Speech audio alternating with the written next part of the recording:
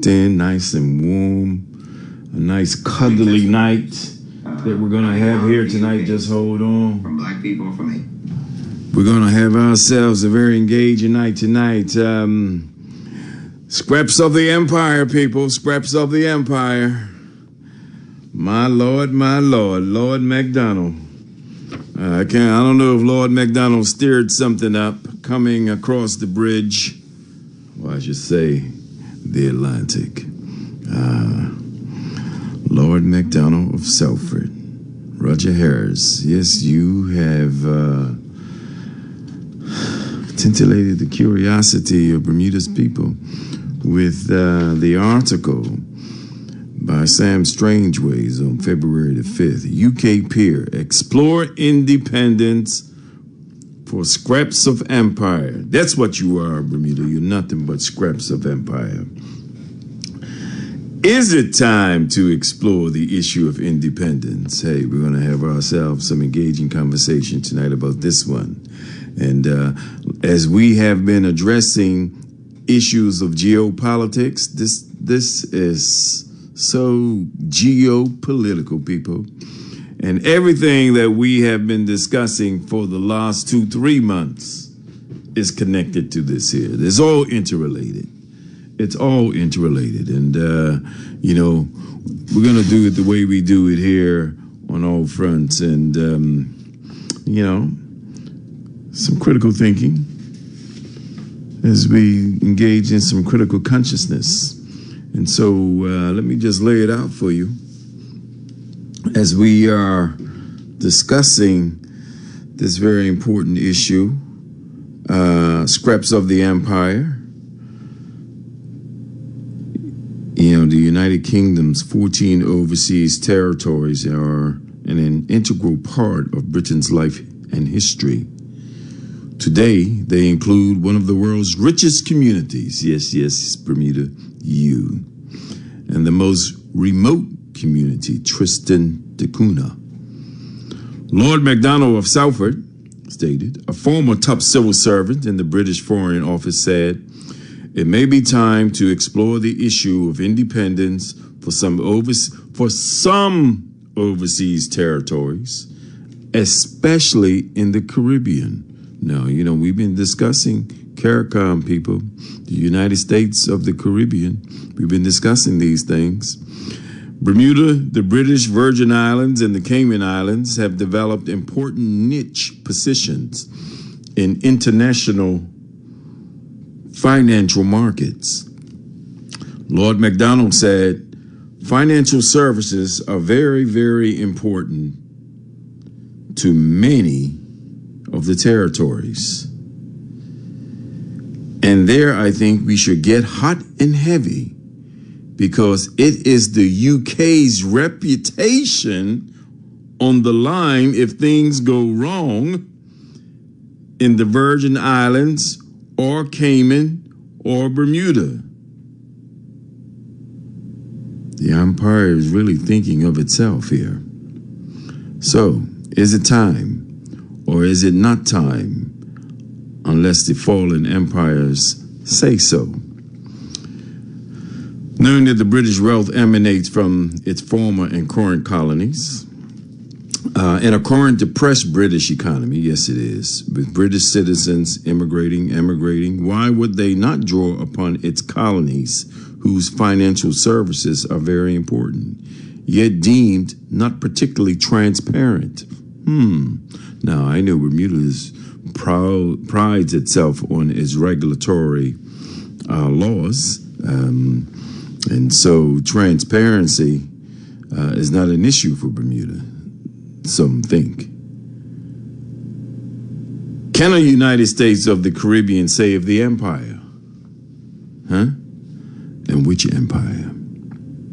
And then again, what would America, what would the USA Dunroe Doctrine have to say?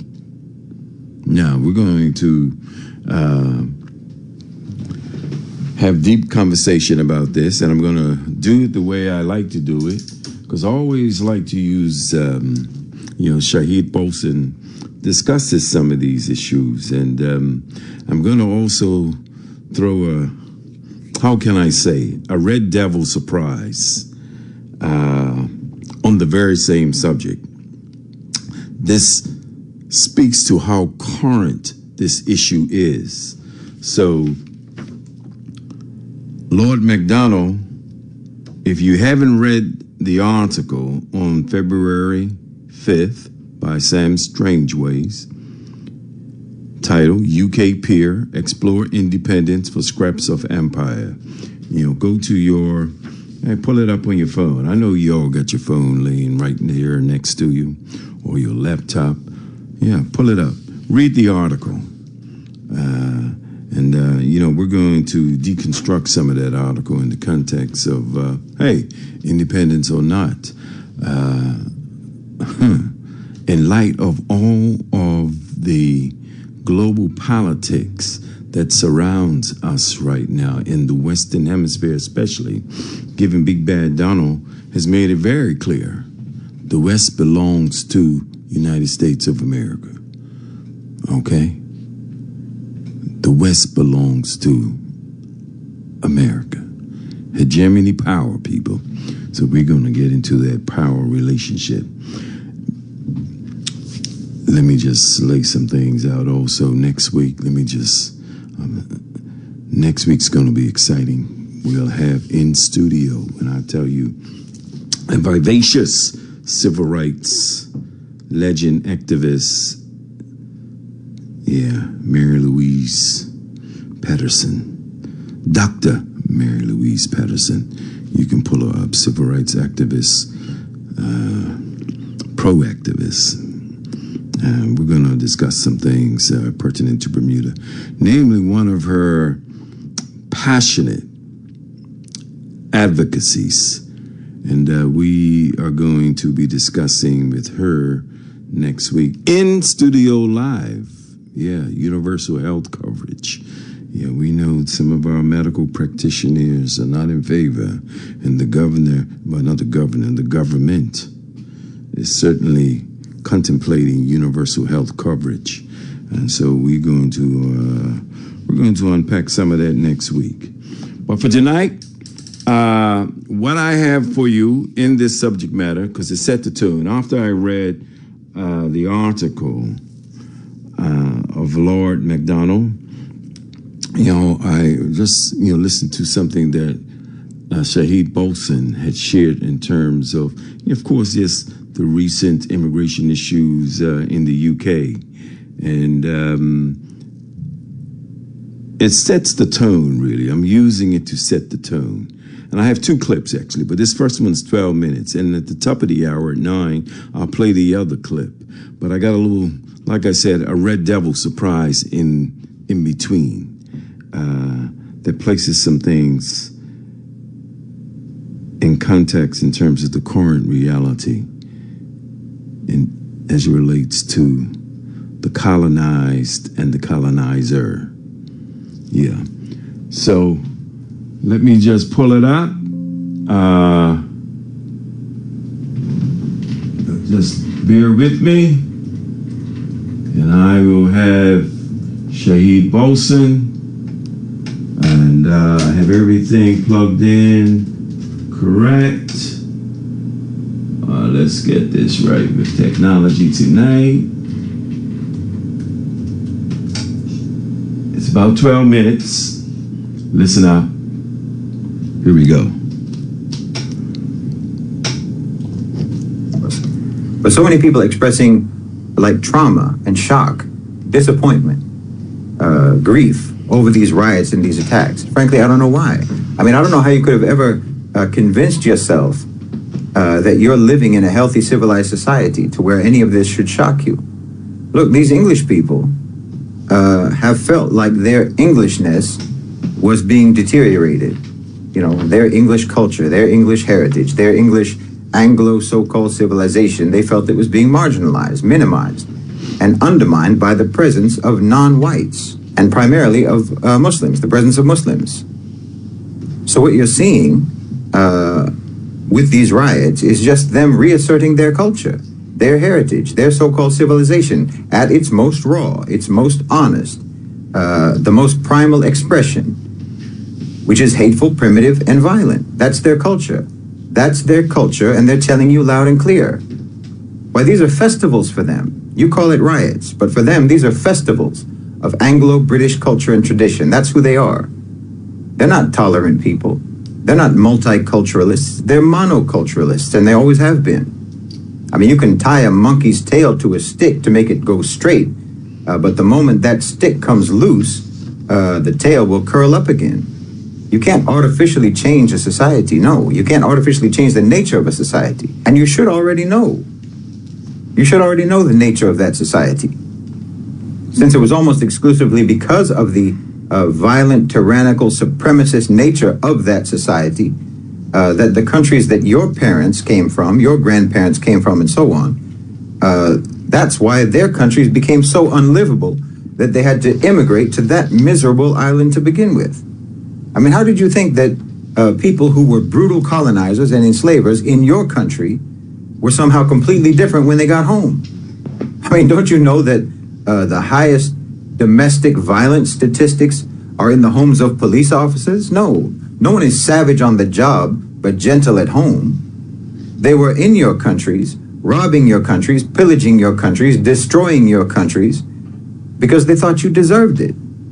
And they look at you the same way now. They look at you on the streets of London, on the streets of Brighton, on the streets of Manchester, Bristol, Liverpool, and Cardiff. They look at you the same way that they looked at you when you were on indigo plantations and when they were starving you to death in Bengal. They look at you the same way that they looked at you when you were on tobacco and sugar and cotton plantations in the Caribbean. The same way that they looked at you when they were stealing your lands in Kenya, stealing your lands in Zimbabwe and everywhere else, and forcing you into mines and forcing you onto plantations to deliver all of your natural wealth into their hands. I'm telling you, they look at you the same way now. When you're on their streets, they look at you the same way as they looked at you when you were in your countries of origin. They hunted you over there, and they'll hunt you over here. In fact, they'll hunt you even more savagely when they're on their home turf. I mean, do you think that a wolf is more dangerous when he's outside and less dangerous when you're right there in his den? Well, everybody knows that a wolf is even more violent when he thinks he's protecting his den than when he's out hunting. So I don't see why you're surprised. I don't see why you're shocked. I mean, it would be different if your history with them was different. You know, if they had come into your countries, if they had come into your lands as traders and as merchants and just did business with you in a respectable, civilized way, but that's not what they did, is it? So, I mean, if you're the victim of a brutal home invasion where you get assaulted and robbed in your own house, what makes you think that the criminal who did that to you is going to welcome you as a guest when you show up at his door? So, yes, they felt that their culture was getting pushed aside. And now they're holding parades all across the UK to celebrate who they are and to remind you who they are and to remind everyone else who they are. And listen, I'm well aware that this is orchestrated, that it is calculated. I'm well aware that what's happening in the UK right now is all part of the destabilization project that has been in progress for at least as long as the Ukraine war has been in progress. I'm the first person to point that out. I'm the first person to talk about that. I know that's what's happening because I said it would happen. And it's going to get worse. I know that Tommy Robinson is on the payroll. I know he's an agent of disruption, but he's not the only one. I know that's why they specifically choose to hold their Anglo Pride parades in heavily immigrant and minority areas, precisely to inflame. And precisely so that English people can see the police crack down on white nationalists. That's just to promote the white nationalist narrative. You know, if immigrant and so-called minority offenders get lighter sentences than whites, the whole point of that is just to advance that narrative, to stoke resentment and racial hatred. Everyone knows that Tommy Robinson is paid by higher-ups. Well, those higher-ups are exactly that. This racial and ethnic strife is sought by the elites of the society. Because, like I said, time and time again, Europe, including the UK, is slated to be nothing but a conflict zone. But the point is, they're able to do this because that racism, that white supremacy, that brutal, violent heritage and culture is their heritage and culture. And they never rehabilitated themselves from it. They never civilized from it. They have been barbarians for millennia, and that's what they are today. To one extent or another, all they did was medicate those hateful, violent tendencies. They sedated it. They treated the symptoms, just like the pharmaceutical industry does, just like they do with illness. You know, they never cure you. They just medicate the symptoms so that it'll be dormant without ever actually treating the underlying condition. Well, that's the same way that they've dealt with their perverse hatred and their racism and their penchant for violence. They just put a Band-Aid on a tumor. They plaster over a cyst with foundation, makeup, and blush so that you can't see it. Or anyway, so that you can't tell whether what you are seeing is what you think you're seeing. You know how they talk about microaggressions and implicit bias and all that? Well, that's what I'm talking about. It's like radiation that escapes through a landfill of toxic waste because you never actually got rid of the waste. You just tried to bury it. But no matter how deep you bury it, it's still there. And it's going to come out one way or another. Look, I'm a Westerner. My ancestors were Irish and German. But I don't feel any conflict in acknowledging the reality that the West has always been and still is barbaric. You know, there was a Sahabi named Abu Dhar al-Ghifari, and his whole tribe, before Islam, they were highway robbers. They were bandits, thieves, murderers, and they were renowned for that. When they embraced Islam, they didn't pretend that they didn't have that history. In fact, having that history just demonstrated how much Islam changed them. They were no more defined by what they were before Islam, nor did they identify or defend what they were before Islam any more than I am defined by or identify with or defend the history of the West. You have to tell the truth. I mean, the irony, of course, is that these riots, this is all part of a destabilization campaign by white Westerners against white Western countries. And these people still want to believe in some kind of white Western fraternity. Your forefathers were Anglo serfs and peasants used and abused by Anglo aristocrats. And that's basically the same situation now. You are defending a so-called culture, a so-called civilization that treated your ancestors like animals, treated your women like property, and your children as nothing but expendable drones for workhouses and mines. You enslaved each other before you ever started enslaving anyone else. It's a miserable, disgraceful, inhuman heritage. I mean, I'm American. And there only are Americans because white Europeans were so vicious and so tyrannical to each other that whoever could escape ran away. My people went to America because you were starving them in the potato famine. White on white oppression. That's your whole history before you became multicultural oppressors. That's what I mean. What you did elsewhere, you were already doing at home. What you did to other people, you were first doing to each other. You know, when the colonizers first went to Ghana, they were flabbergasted to discover that every house, every home had a toilet that was cleaned every day. Meanwhile, you still had your people defecating in public in collective cesspits that never got cleaned. Yes, you never cleaned them. You just buried it and dug a new one. See how you do? That's a habit with you. Just bury it and then start somewhere else. That's basically the origin of America, if you think about it. You just moved away from the cesspit of Europe to start a new cesspit on the other side of the Atlantic. I'm telling you because you need to know. I'm not telling you to denigrate you. I mean, how are you going to be uplifted if you don't know how low you are now and how low you've always been? Westerners don't know the difference between standing on the shore and drowning because, wallahi, you are drowning and you're being drowned, actually. Your own so-called culture, your own so-called civilization is drowning you.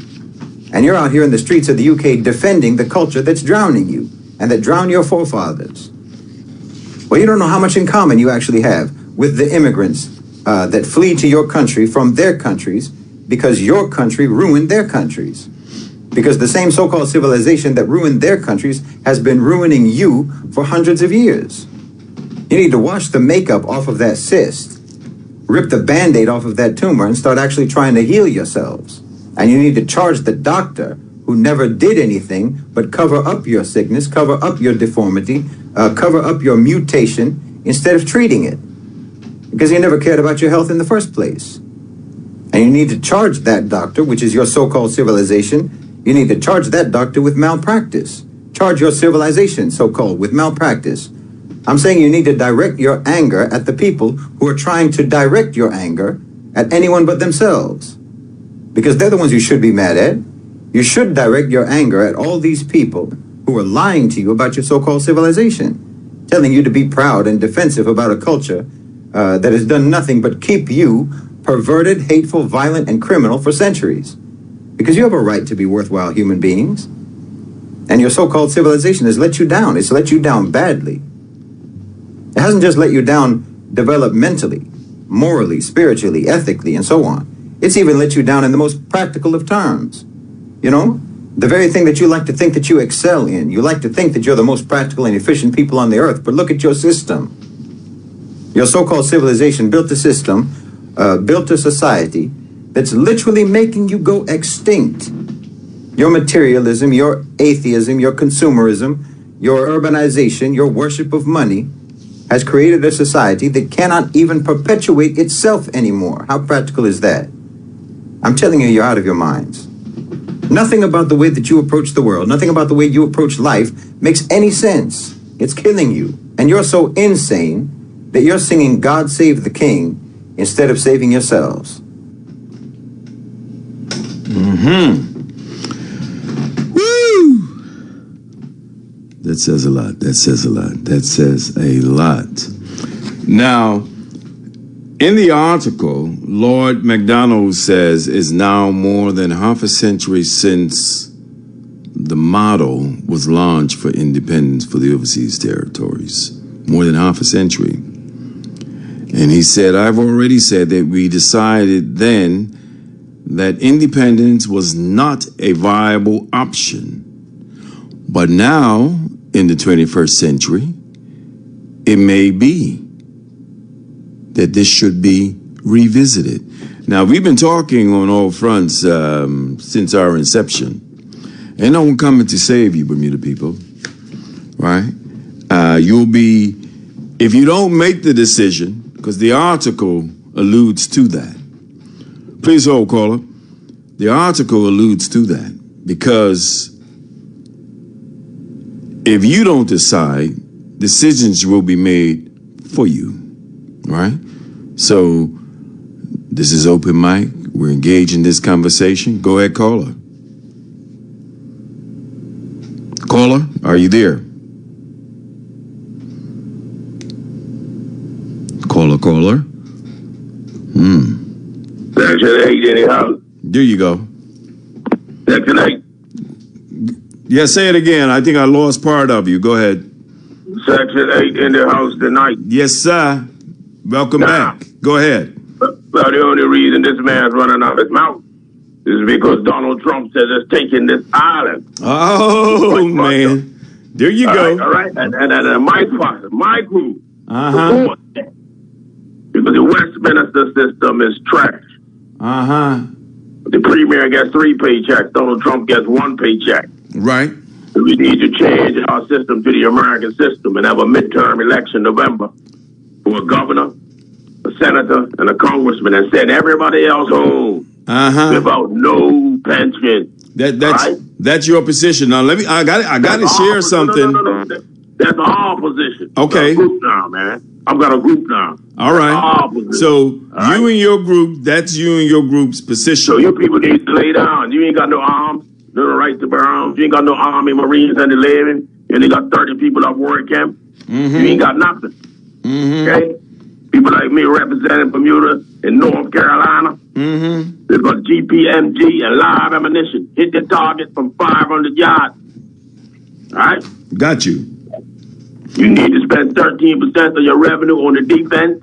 There's $130 million. You're not spending that.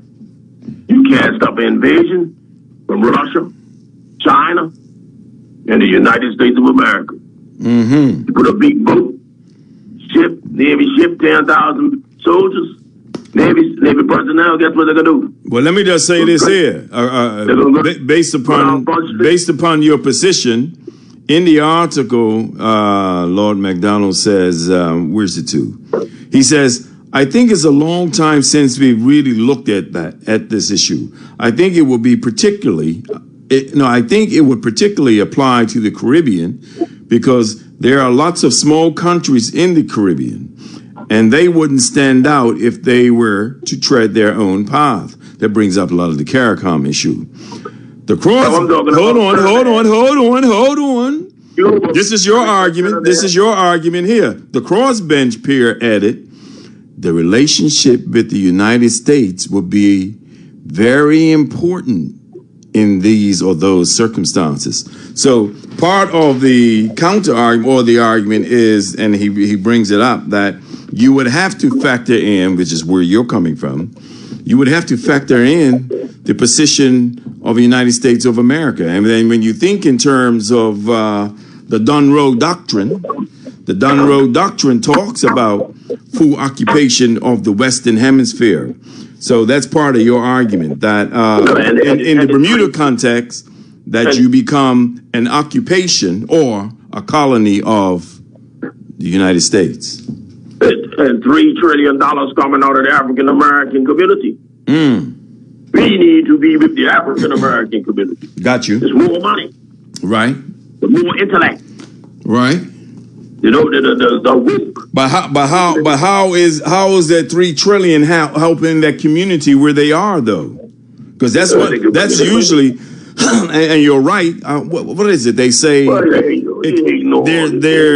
in the African American community with that $3 trillion that you just spoke to would make it what, the fourth largest or something like that there on this side? Yeah, hating on African American.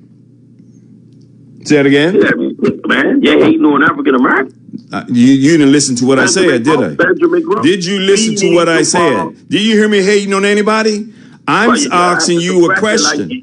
I'm asking you a question. It's a question. Can you answer it? I'm asking you based on evidence. Based on evidence, you cited something. You said $3 trillion, and I am asking you. That's what Farrakhan said, man. I'm not a plagiarizer. That's what Farrakhan said.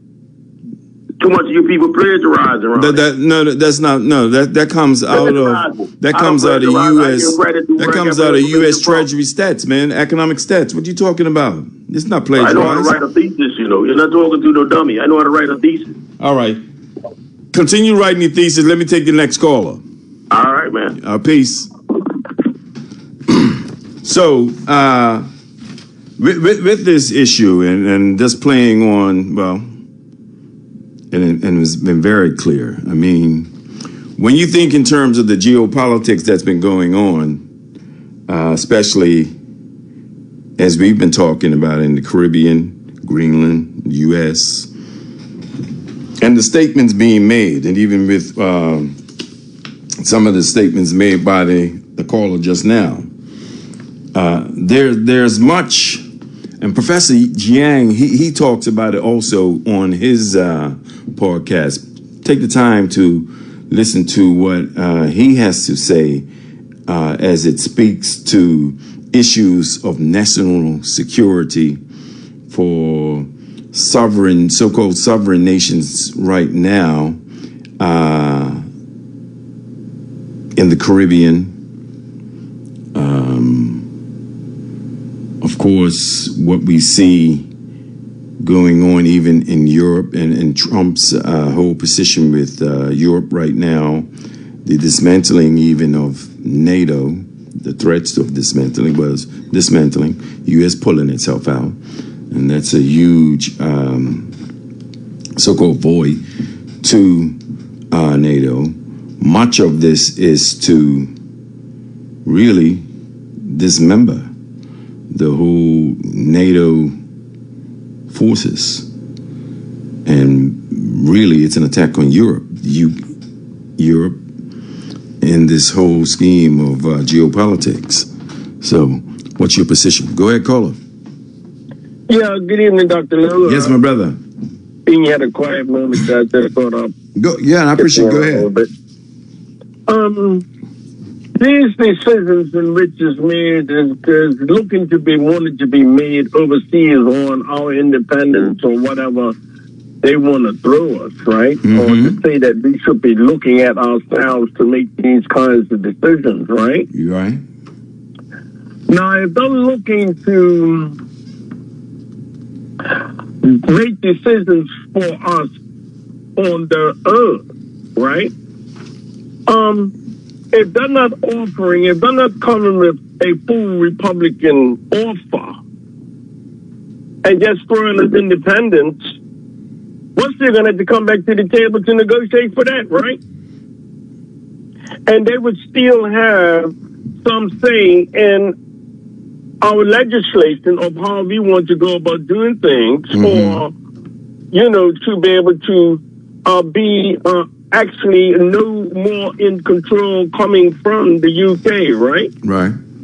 Right. So, I mean, all of this, what they're talking about, it sounds like a whole bunch of dumb doo-doo to me right now, in the sense of this back and forth thing. I mean, if you wanted to decide, or if you think that we should be going in that type of independent direction, you need to give us full Republican. And then you wouldn't have to be worrying about us anymore if they're going to do that. But if they're going to come piecemeal, it doesn't even make sense to us even taking a vote to go towards independence, because that's just one step. We would have to come back again to get full control of our country by being a Republican. And then we can go and do what we want to do. What our legislators bring forward is the will of the people agreeing to that. It's not that you become a full Republican, but got somebody up there that wants to start dictating and using their financial control over us again. You know, we're not having that. So we don't want that. And furthermore, when it comes to that type of decision or making those type of decisions, you need to bring to us a blueprint, not a blank check. Well, let me just say this here and share something in the article. It was something that you said that speaks to, I think it was by another person, Sir Philip Barton, in the article. He said, this is something he said, Britain would need to be confident there's a possibility of moving to a fundamentally different approach to these territories for it to be worth embarking on in that exercise, right? He said he was not convinced there was a better model than the present one for overseas territories, right? Very interesting observation, I would say. Yeah, exactly. And then he goes on to say, Sir Philip also noted that two territories were the subject of sovereignty claims. Now, you know, in Bermuda, I mean, we had, like I said, we've spoken to this, we've unpacked some of that document that was done on sovereignty. But he says, and he references the Falkland Islands and Gibraltar. And if you know anything about the British and the Falkland Islands and Argentinians, and that little skirmish, some call it a war, it was a little skirmish. And an airing a discussion about Britain's relationship with the overseas territories may end up giving the wrong kinds of signals to those who have ambitions. In other words, when you look at what he's implying here, when you look at the Falkland Islands, for example, there is the risk of triggering what took place between the Falkland Islands and Argentinians and the British, you know, several years ago. And these talks of going independent just triggers such conflicts. Now, he then goes on to say, it's just worth thinking through some of the signals that will be sent around the UK's commitment to territories if there was a fundamental review of their status, which is what they're asking or they're stating. I mean, Lord MacDonald says there needs to be a review of overseas territories' status, especially here in this 21st century, really to be considered and thinking of oneself as a colony in the 21st century.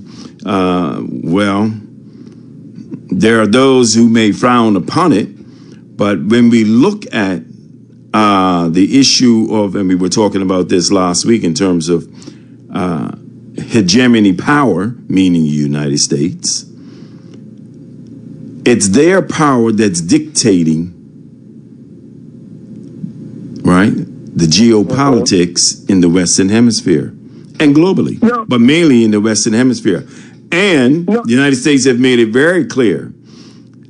The Monroe Doctrine has made it very clear that no, it is the United States who is the ruler of the region of the Western Hemisphere.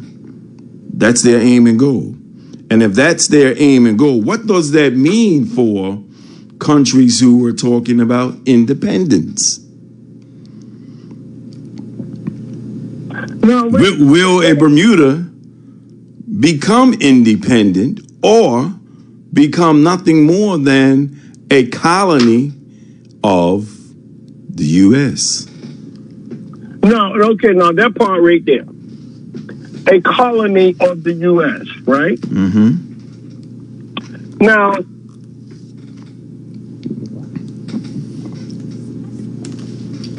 could you take the next one back? Huh? Take the next one back, yeah. I got it.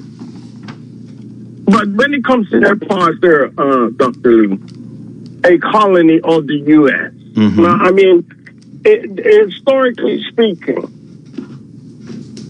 because you must keep those factors in mind as well when it comes to using those types of terms. I know we are very close to the United States, and we're like the watchdogs out here in the sense of... Well, we've always been close to the United States. But close to the United States in the sense of the prestigious position that we're in. If you're going to go to the United States, you got to come across from either north, south, east, or west, or even Europe or the Caribbean islands. We're sitting out here like, watching everything, Mm-hmm. And it's a very prestigious area. But to use the term of us becoming a colony of the United States of America, Mm-hmm. Well, the leaders of that country need to take in serious consideration that when it comes to Bermuda, again, I always mention this, Mm-hmm. that we are the oldest British colony out of all of the colonies, although there was some before us, but we are the standing free reign of a British colony. Mm-hmm. We are the oldest colony. We are recognized by the Crown. But look, that don't mean nothing to a superpower like United States who says, and have said it, if they want Bermuda, they would take it. They would take it. Yes, but and when they say they take it, look, the British and America, the British government has always been in cahoots with the American government, so that will be just an exchange between the two. They wouldn't. Okay, when it comes to us, it ain't gonna be no taking anything, Doctor. You ain't gonna come over here into the oldest British colony with the cathedral sitting high on top of that. There's absolutely nothing any Bermudian people could do about it. It's nothing to do with the Bermudian people. Who's it to do with? It's to do with the United Kingdom. That's all right. When the United States and America, they fought their World War II together. Yes, they did. To rid themselves from what they was up against. But given this article, Lord MacDonald is saying that model of 50 years ago that you're talking about needs to be revisited. It's the 21st century now. We probably need to look at a new model. And this is why I'm saying that type of negotiating between the United Kingdom and the United States of America would have to go forth first in order for anybody to decide that, all of a sudden, now we're not a British colony. The oldest British, you're going to give up the oldest British colony, the St. Peter's Church, the chapel of the King. All of this has got to be impacted. All of this has got to be into the conversation when it comes to the United Kingdom side, in the sense that here it is, St. Peter's. So be some constitutional changes, you're saying, first before that happens. But no, for what we represent to the United Kingdom, what we actually hold historically to you, yes, and all this got to be looked at, but the Parliament also needs to look at that as well, to the point in which that what we represent here in when it comes to the representation of the United Kingdom themselves. We are the Crown Jewel colony. The King's Chapel is now in St. George's, St. Peter's. Let me say this here, because let me say this here. I want to bring some context, because there are some comments. Listen up. There are some comments. There are some comments to the article, and actually, there was one by one of the respondents to the article. The name of the person was Peter Sanderson, and he said one of the most. And I want to get your perspective on what he's saying, given something that you said earlier. I'm listening. He said one of the most interesting comments in this exchange, he means about the article, is that of territories being cut loose due to reputational problems that certain territories pose to the UK. And the follow-on comment that if such territories were to go independent, this is part of something that you said and the previous caller, the relationship with the United States will be very important in those circumstances. This is very clearly signposting the limits of independence. Any of the American territories moving towards independence would have two continents coming under the control of the USA if being cut loose from the UK. So in other words, let's just say that good old England, they say, look, Bermuda, 21st century, it's time that you take this on your own, and we are releasing you of this burden. Yeah? And hold on. Next door, what Peter Sanderson's response is implying that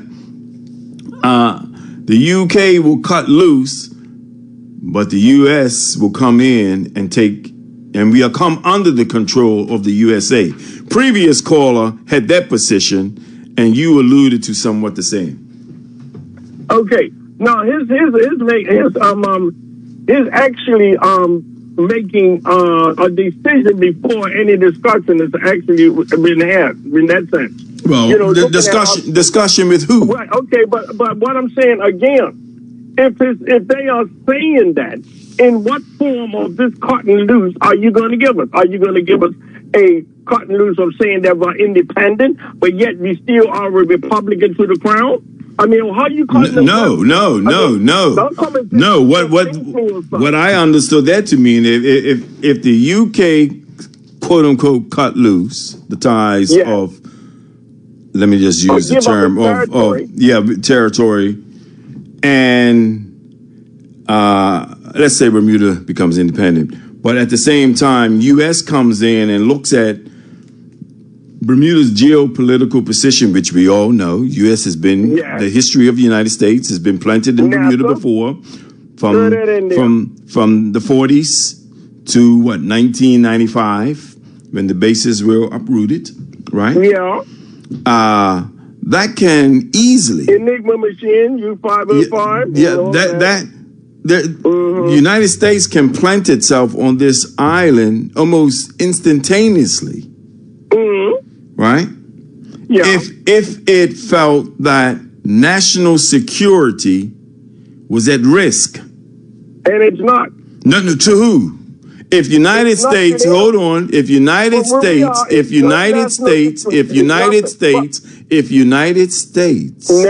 saw that national security was at risk. No. Yes, they can. They can't even use that, Clarence. They can't even use that. Have you been listening to the recent news, my man? Yeah, I'm in. That's all you hear. That's all you hear about national security. What did you hear? What was all that bombing? They say drugs in Venezuela and the Caribbean Sea. As far as I'm concerned, that's a whole lot of dumb doo-doo again. Well, in the sense of the global positioning in which Bermuda is in. Right. We can't even propose a threat to the United States. Nobody can even come. If anybody comes this close to Bermuda, they set up like how they done in Cuba, whatever they started doing this, they wouldn't even get that close. America wouldn't even allow Facebook goddamn warship. Well, I think look.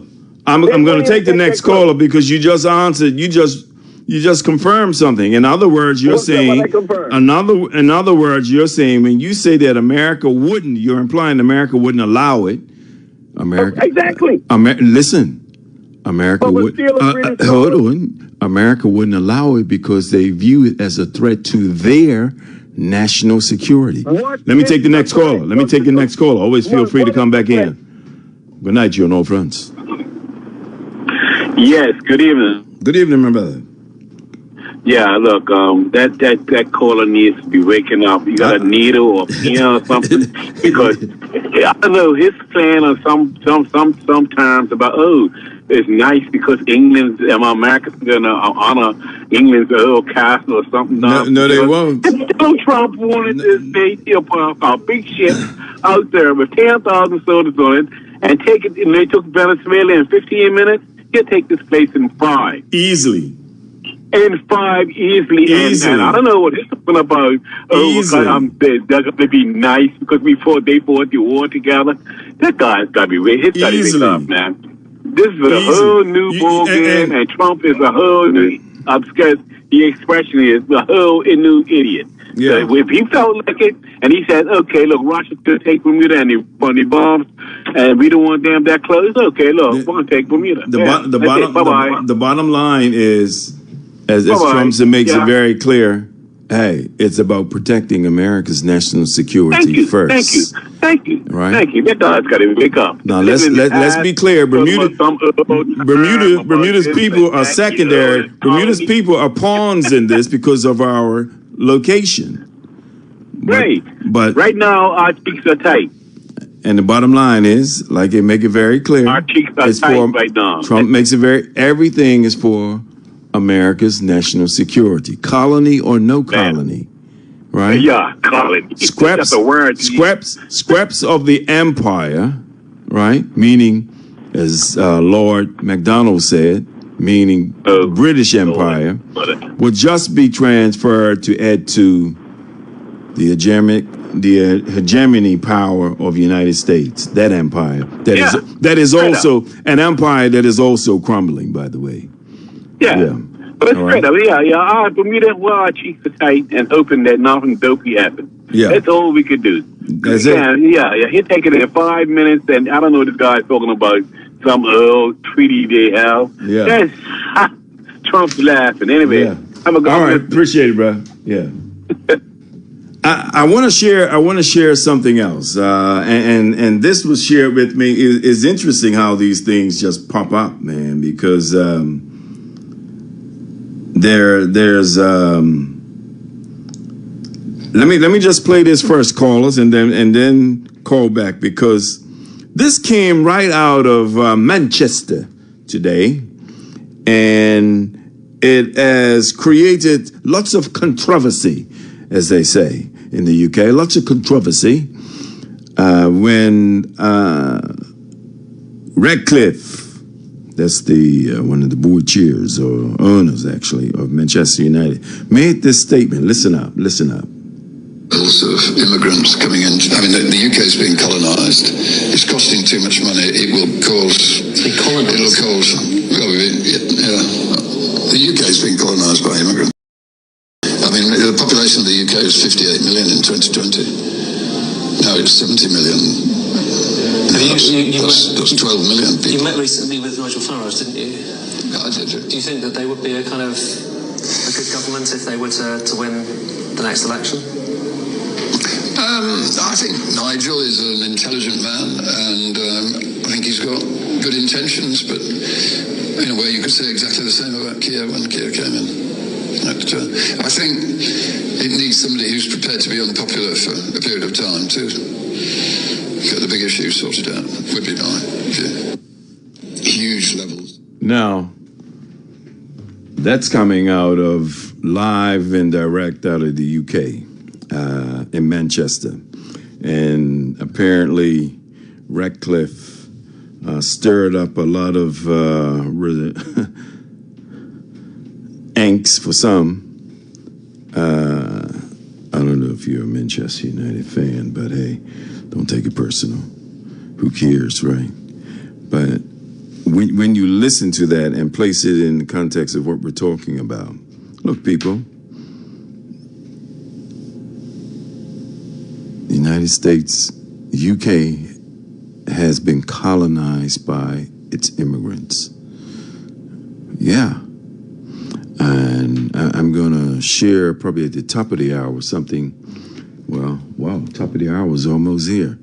With with Shahid Bolson is another piece, about 18 minutes. But he really places into context that statement and why we see so much of this today. I would also encourage people on this particular issue, because like I said, I know we sometimes on the 21 square mile island treat certain things like we're oblivious to the rest of the world, and that we're far removed from it until it hits us in the face, like the cold snap that we got, and everyone started going and purchasing heaters and everything else. But our reality is that whether you want to or not, part of the Lord MacDonald's article implies that it's a discussion that the Bermudian people need to be having.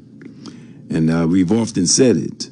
There's no one coming to save us in the 21st century. Colonization is, I can't say, is it being frowned upon? It depends on who you're speaking to. It certainly is not being frowned upon, or when you talk about the United States, because they're looking to colonize. Good night, you and old friends. Yeah, boy, I tell you. One of the things to consider is this here, right? That if Trump will be extreme as going to challenge Denmark for Greenland, considering that they have a treaty already with the United States that goes back to the mid to early 1900s. That has NATO involvement, but well, no, it's even deeper than that. They had an agreement then in exchange for them giving up their Caribbean island for security. Who's Caribbean island? The U.S. Virgin Islands used to be Danish islands that they obtained through negotiation to leave Greenland alone.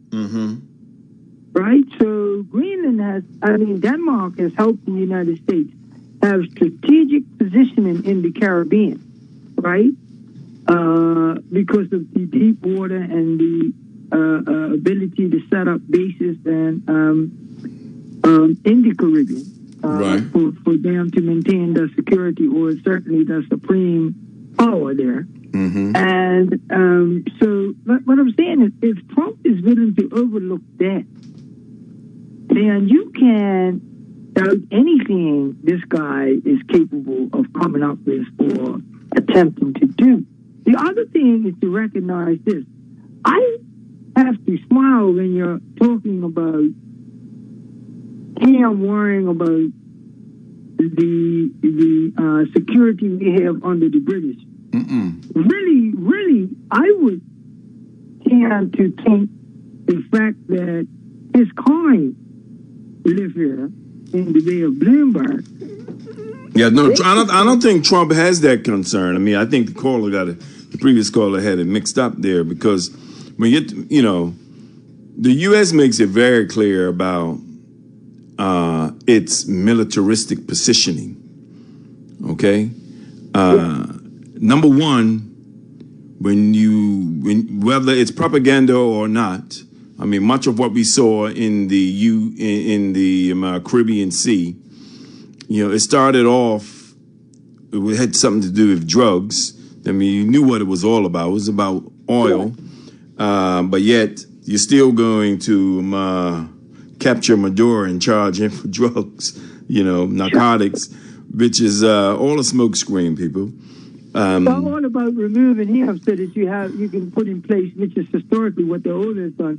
Get rid of the leader that is an obstacle to him, and put in the leader that will allow them to have the way so that they can take. Exactly. You know, that is the tactic historically. Is United States hegemonic power 101? You know, take out the leader, put in who you want. Although the VP that's there now has been showing some resistance, but she can do that as much as she wants. As quick as she has occupied that seat. History has shown that she can easily take it out. But go ahead. Right, and my point is, as long as Bermuda is in a position where they basically have historically been friends of the Republicans when it comes to IB. Right. And the fact that many of their conservative Republican people actually reside here. It gives us probably more clout than rather the United States decides, well, we need Bermuda for strategic position, and we're not even going to consider what the British think and negotiate with them. We'll just leave them alone because really we have a claim there, especially with the Republicans in power. And a guy like Trump is his thinking because basically he's trying to make sure that the Bloombergs are taken care of. Well, the Bloombergs and everyone else, look, and everyone else, exactly. And although you're framing it in terms of yes, and we know the history that the Republicans have had involved in Bermuda economic development, doesn't dismiss the whole Democratic posse. No, because they have. It's United States, man. I mean. Yeah, but the difference is the Democrats historically have lent and checked us out in terms of our legitimacy. Yeah, let me put it this way to you then. Republican or Democrat has, with what we see going on right now in the U.S. and even the whole geopolitics, you think they have any interest on whether or not Bermudian people want to go independent or not?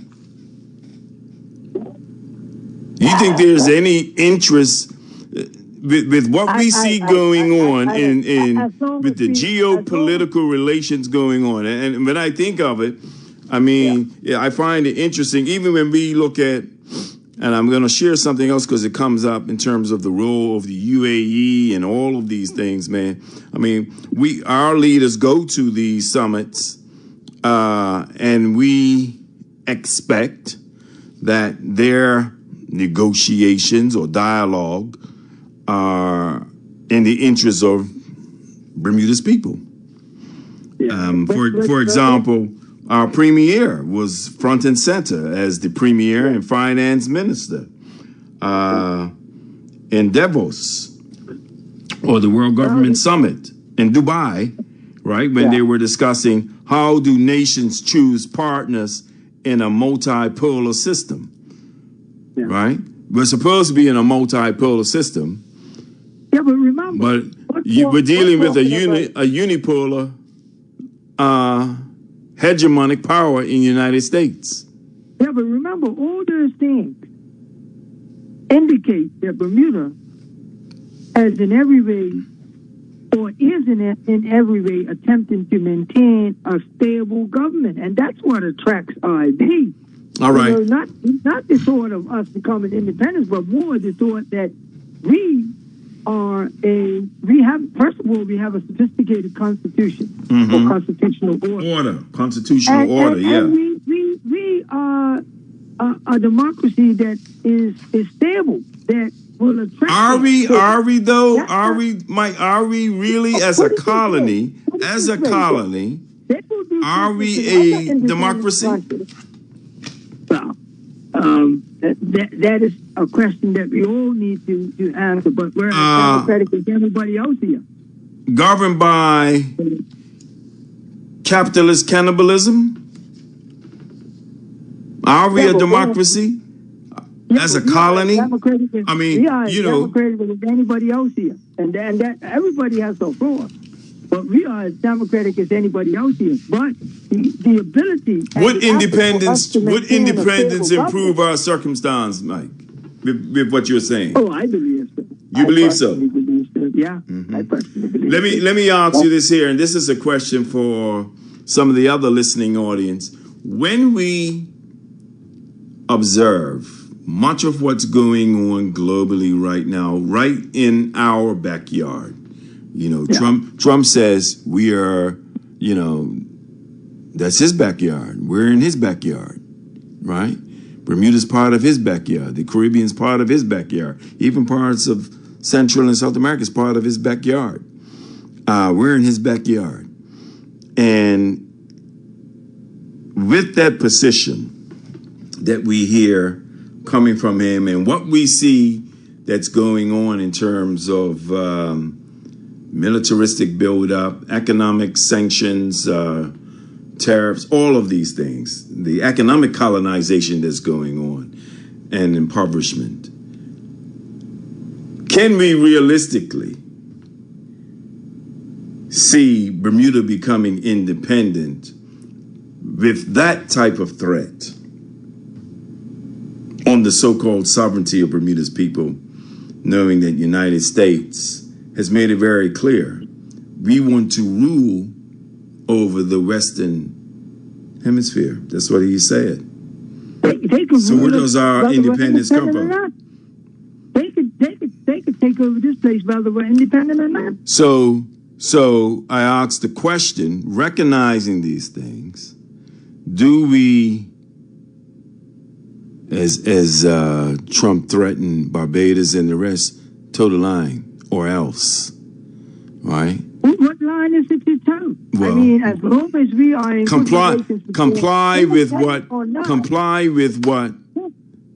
United States wants, Yeah, but you're forgetting that our government will negotiate to be allied in every way with the U.S. Navy, whether we're independent or not. All of those things have nothing to do with this country becoming unstable.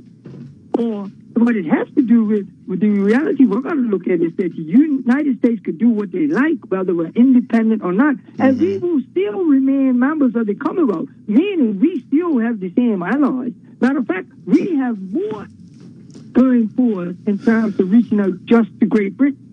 We could reach out to any of the Commonwealth allies. We have our own autonomy.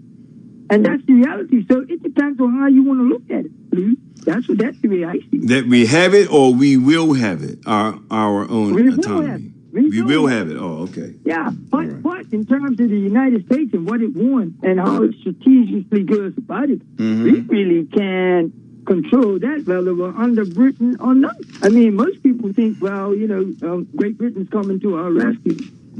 Great Britain may be glad to try to get rid of us. I mean... But based on that last clip that I just played, I mean, Sir Ratcliffe believes that the inmates have taken over the prison. In this case, the immigrants have come into the kingdom and assumed full occupation and control. Yeah. Right?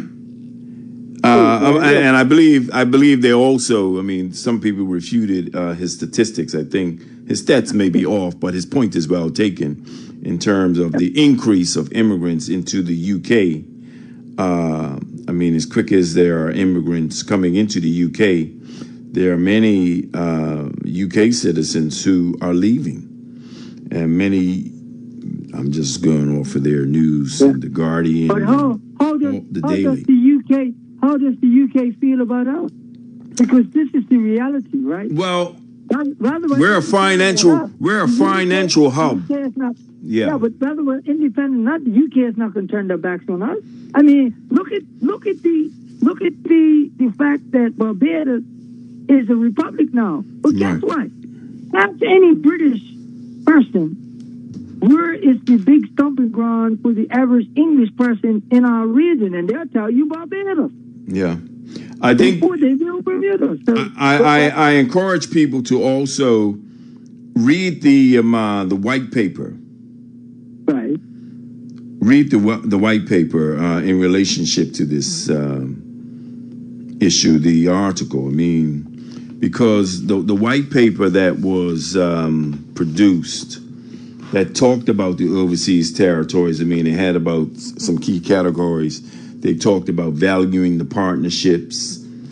Then, of course, they talked about defense, the implications for defense, security, and safety, issues of cherishing the environment, and, of course, get to what you were just addressing, the successful and resilient economies. And Bermuda, with all of the boastfulness of being wealthy and rich and so forth, I mean, of course, the great majority aren't beneficiaries of it. But certainly but let's not dismiss. Let's not, and I agree with David Commission. Let's not dismiss the power of us being a part of CARICOM. I mean, just the mere fact that they were able to negotiate with the United States to leave the region alone because we're dealing with smaller cargo ships. Right. It's an indication of how important and how us being aligned with them favors good relations with the United States rather than negative relations. Right. So, I think, again, Bermuda is the place of boogeyman, I call it. Because everything frightens us. Yeah. And I'm not so easily frightened when it comes to a lot of this stuff because, how long it took us just to vote a PLP government? Well, you're right. Bermudians from 63 to 98. Yeah. Yeah, we're not brave people, and we don't look further ahead down the road. That's why I'm asking, Mike. That's why I'm asking this question in terms of when we. With this issue and what this article implies, that we explore independence for scraps of empire. Because, bottom line is we represent some of the scraps. But with some good, of the scraps that are out there, let's just say your 14 overseas territories, certainly he said some of the territories seeking independence. Right? And when you talk about Gibraltar and Falklands, they certainly were on that path. Now, of the remaining 12, it remains to be seen. But there's also this issue of, it doesn't come out and outrightly speak to corruption, but certainly speaks to that there needs to be some improved financial transparency. And I think Bermuda does others out there, economists, so forth, Bermuda does very well in terms of, when we talk about, we're top of the line in terms of as a regulatory body. We have great regulatory laws, which makes us the attraction that you said we are. Yeah. Let me come from the tourism angle. Go ahead.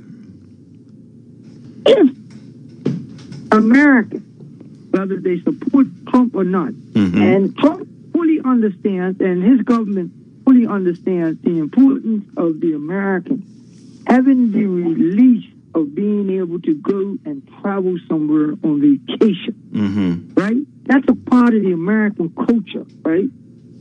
If that country fully understands, whether they're Republicans or Democrats, whether it's Trump or any other lunatic that may be in charge of the country in the future, right?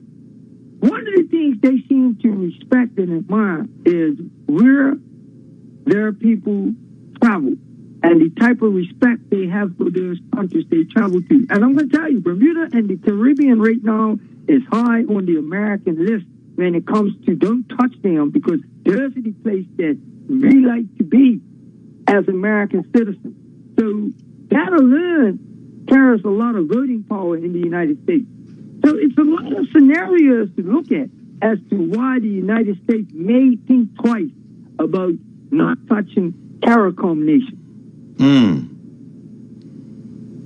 So if you look deep down and study this thing in and out and look outside of the box, you'll come to a lot of conclusions and realize what America's limitations are when it comes to who they will actually touch or not touch. I think leaving of the land where this cargo ship was concerned had a lot to do with that.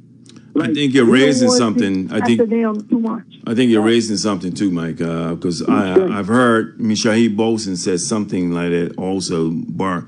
The bark is a lot louder than of course, the bite and all of that. There, who's the Professor Jiang says the same thing in terms of what we are bearing witness to, especially when you look at all the threats on other countries' sovereignty. And of course, we see so-called threats being directed toward Iran, right? Although they say they're coming to some measure of agreement on things, but that remains to be seen. And to support what you are saying, we hear these threats coming from the U.S. toward Iran, which is potentially, if there's anything more so than what we see going on with Russia and Ukraine, because that's just about over. I'm sorry. I mean, that's about a done deal for Russia, meaning U.S. itself is going to bail out on Ukraine. That's what I see. Russia will get its way. Russia will get its way with Ukraine. That's what we're basically saying. Yeah. That's Ukraine will. I mean, it's unfortunate, but that's what will happen. Russia will get its way. And what we see, there's the greater focus, of course, with Iran. And no one wants that conflict because that's not a fight that United States will win. And let's not forget the geography, the spirit of the people. When you talk about Bermudian people and our fight and so forth, those are people who are governed by their faith, number one, right? Their culture and conviction of purpose. Those people are not going to, their geography even will assist them in a fight against the United States. I don't think an aircraft carrier with the 40 weapons in the world could beat Iran. I mean, ultimately, the U.S. can defeat them, but it's a war you don't want to have. No. And I think the American public, come on. I don't think Trump or the U.S. government will gain any. So when I hear these things, Mike, these are things that when we talk about, as this article speaks to, exploring independence, that exploration has to take in and will take in all those other geopolitical considerations that will dictate, as we said, Bermuda's security, Bermuda's safety, Bermuda's economy, the environment, all of the above. A bigger voice. Remember, we'll have a bigger voice. Right now we have to depend on Great Britain for our voice. And are you saying we have a bigger voice in our full membership, in our full partnership, as Ambassador Commission shared last week? A United States of the Caribbean and Bermuda in that full membership puts us at the table of a summit for the region of peace, or the zone of peace. Trump has his board of peace. We'll be of the zone of peace. Yeah, but we'll be involved in United Nations as well. Really? But will United? Well, I know the ambassador still gives some credit to United Nations, but what we see going on right now in the whole geopolitics is United Nations being rendered irrelevant as we see United States nullifying its purpose. I can agree with some of that. Yeah. I can agree with some of that. Yeah. And the problem is... And especially as it relates to issues of security, national security. The problem is... Has taken United Nations right out of the equation. Yeah. The main instigation for the United States, for the United Nations, is also its biggest problem. Right. Yeah, that's right. Yeah, but anyway, I thought I'd hone in, and I'm sure. Always appreciate you, brother. I always appreciate you on these subject matters. Educate me more, and that's what I look forward to. Well, like I said, I believe that it's important that we in Bermuda be tuned into these issues because, you know. Well, it's not that topic tonight, but I think it's important that we in Bermuda work towards having some black history in our school, proper black history, to educate our kids about some of this stuff and some of. Well, I'll say this here: we're gonna have some black history. We're gonna have some black history in studio next week. Yeah. And we are connected, to Bermuda's health insurance realities. Yeah, some real black history. Yeah, we need to find a way to legislate. Dr. Mary Louise Patterson, look her up. Proper history being in the school. Yeah, and that's something I look forward to. One of you guys having a show on how we can. It's there, and future leaders. I'll say this here: future leaders did a segment not too long ago. You know, they do. I like what they do in terms of looking at a lot of Bermuda's black history through our literature, and we just need more of that. We need more of it, not just on radio. We need the visual aspect of it, you know. I agree with Ralph Commission that we're taking so long, we're letting all the pertinent people, the leaders that have the information, we're waiting until they die off. Well, yeah, we need to move on some of this stuff. Each one teach one. Anyway, appreciate you, brother. All right now. Peace. All right. Yes, sir. Good night, Joe No Fronts. Good night. Good night, Dr. Lou. I'm back just for a short minute. Yeah, short minute. Go ahead, because I'm going to take another caller. Go ahead. You went into that Black History thing. Right. And I see that you might went full circle back to what I was talking about when it comes to negotiating or anything when it comes to Bermuda, United States. Right. The United Kingdom will have a say in that, representing us as a British colony. But they'll be at the table. They'll be at the table, yeah. And they're, again, looking at CARICOM in the sense that we're already a member. Associate member, as an associate member. I think, well, for me, you know, I know it's a family connection looking at drawing us into that. You expect a lot of people has come from these different parts of the Caribbean and what have you. But again, we got Turks and Caicos relations and Cayman relations. All of that. But yes, St. Kitts, Nevis, Jamaica, Barbados. Yeah, all of us are there. Go ahead. Yeah, those are Bermudian people that was taken to Turks and Caicos. The same thing with the people of Bahamas as well, and then there's others. Right. But what I'm saying in that's historically speaking, but what I'm saying in the sense that, and this would tie right into the Black history.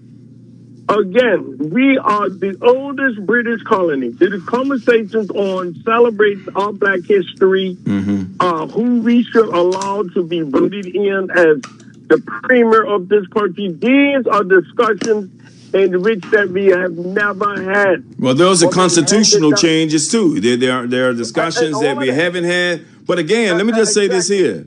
You're right. We don't have enough of those conversations to at least pull, to push a strong advocacy.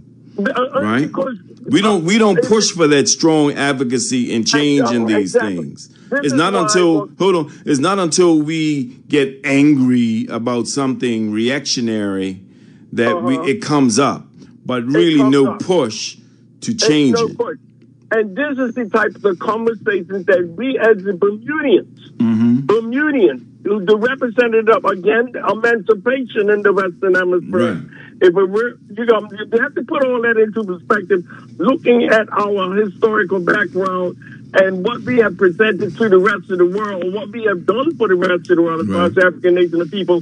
When it comes to history, we have put the foundation of history of the part of the history for the rest of them in the sense of slavery and all the rest of it. And like I said, we can go forever on that issue. All right, my brother. Mary Prince. Appreciate all I'm saying is that these types of conversations we have not had, and we need to have them to then. But we don't have enough of them. We don't have enough of them to warrant any action points that come out of it. But not only that, on top of that, when we do have these conversations and we wanted to make these types of decisions, we need to put the legislation in place going forward for the next generation. There you go. Let me take the next caller. Legislation, put it in law. Peace. All right, I want to play something, and I see there are other callers. Just be patient, callers. I want to play this last Shaheed Bosun piece and pick from it that which you want and relate to it.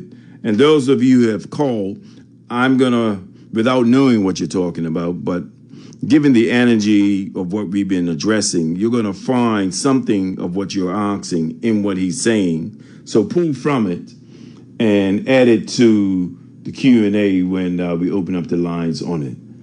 Let me just play it. Let's see.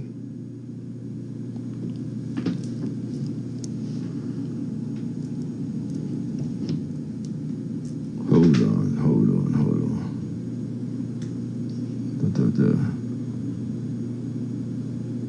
How the A National OCGFC are operating and why Trump is their man. I mean, I've been telling you for 3 years, going on 3 years, that there's a destabilization campaign against Europe. Yes. That's what the Ukraine war actually is. It's a proxy war being waged by the United States, not against Russia, but against Europe. I've been telling you that they're turning on each other. The West is turning on itself. I've been telling you that America is going to become more and more interested in creating conflict in the West, not in the global South. I've been telling you that the historical roles of the global North and the global South are going to be reversed. Didn't I tell you that? Well, look at the last Trump press conference. He's talking about destroying Canada economically. He's talking about trying to force them into submission. That's what all this talk is really about. He's talking about making the whole country into an American state. And he's talking about doing the same thing with Greenland. Except with Greenland, he even said that they might use military force to do it. So that's a direct threat against the EU, and they've taken it as such. He's literally saying that America could potentially use military force against a European country in order to seize territory from them. Seize European territory. Well, that's nothing but colonization. What he's talking about with regards to Canada, that's nothing but colonization. The man is talking about occupying, colonizing, and pillaging other Western countries, the resources of other Western countries. He called the border between Canada and the U.S. an artificially drawn line. I mean, Putin didn't even say that about Ukraine. Meanwhile, the border with Mexico, that isn't artificial at all. It's just an artificial border between Canada and America. Greenland and Canada get to become American states. Meanwhile, Puerto Rico is called a floating island of garbage at a Trump campaign rally over the summer. So Puerto Rico is trash, and the Mexican border needs a wall, but the border with Canada is just an imaginary line. It doesn't really exist. Now, the obvious racism is just that. It's obvious. But if you think about it a little bit more deeply, there's a reason for drawing a demarcation line like this, what Trump is trying to do. The U.S. empire is looking at subjugating the northern hemisphere, and the southern hemisphere is no longer any of their business. It's out of their sphere of influence. In fact, the southern hemisphere is the ascendant hemisphere. I mean, did you notice how his press conference, how it began? What he did, what the real reason for the press conference was? He was talking about the UAE pumping in $20 billion of investment into the United States. I mean, imagine. We're already at this point. We're already at the point where an American president is bragging about successfully attracting foreign direct investment from the global South into America. I mean, this is usually the kind of thing that a president in the global South would be bragging about, you know, being able to attract foreign investment. But now you have the president of the United States, or the president-elect of the United States, being proud and bragging about the UAE opening up data centers in his country. Role reversal. It's actually really interesting to me. It's interesting to watch all of this play out, alhamdulillah, in our lifetime. We're seeing a major change. Basically, the neocons, the nationalistic OCGFC, are being placated. This is what Trump is doing. They're being redirected to feed their cannibalistic appetites on other Anglo-Saxons. I mean, this was the West's primary activity for centuries. Before they ever invaded our lands, they just cannibalized each other. That was the main pastime. So we're coming full circle. I mean, of course, the neocons need to maintain a fantasy of power. And I think that that's partly what's going on with Trump's outlandish suggestion. It's giving them something to dream about while they create nightmares for everyone else. I mean, the suggestion that the United States could just take Canada, take Greenland, it may sound absurd, but it actually reveals something far deeper than just the mere posturing of a braggart. This is in the imperial DNA of the Western power structure, a system that has absolutely thrived on the subjugation of others' lands, others' resources, and other people for centuries. It isn't just about geography. This is about desperation on the part of the West, on the part of America. It's about a crumbling empire that's grasping at fantasies to try to reclaim relevance as its power slips away. To entertain the idea of annexing Canada or annexing Greenland or both in the 21st century is clinging to a mindset that belongs in the colonial past.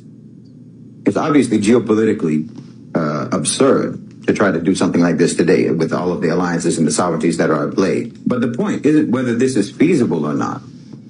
It's that the very notion itself reflects an empire that is incapable of adapting to a world that is no longer defined by its dominance. The United States is not asserting strength here. It's telegraphing fear.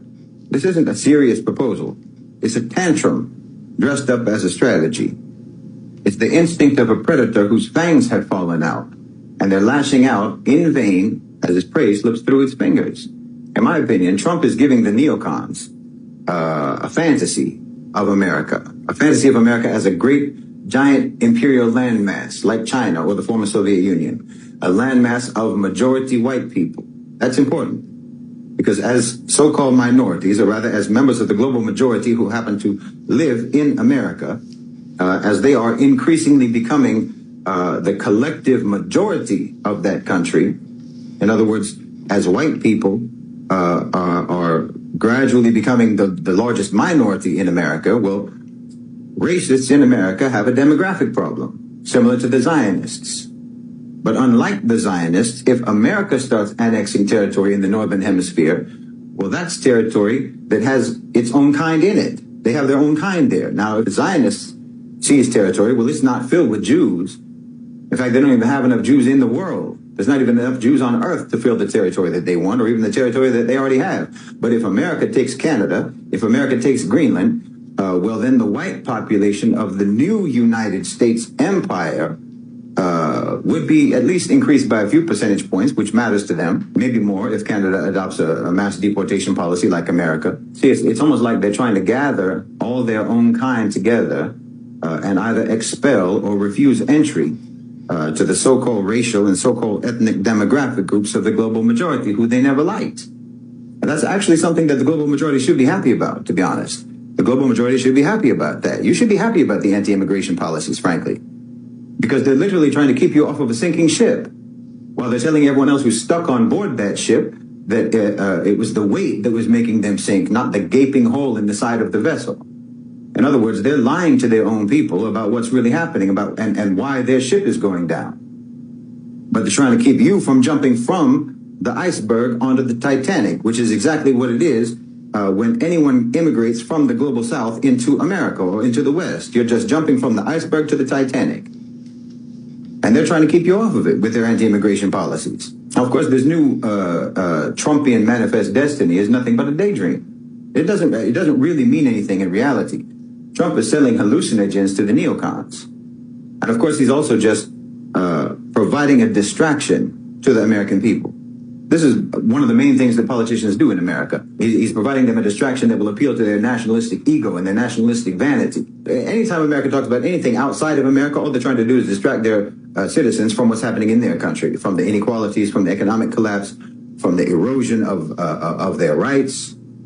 All of this is happening in their own neighborhoods. So let's look somewhere else. Let's try to make them look somewhere else. It's for the American people to try to keep them looking outwards while their own houses burn down.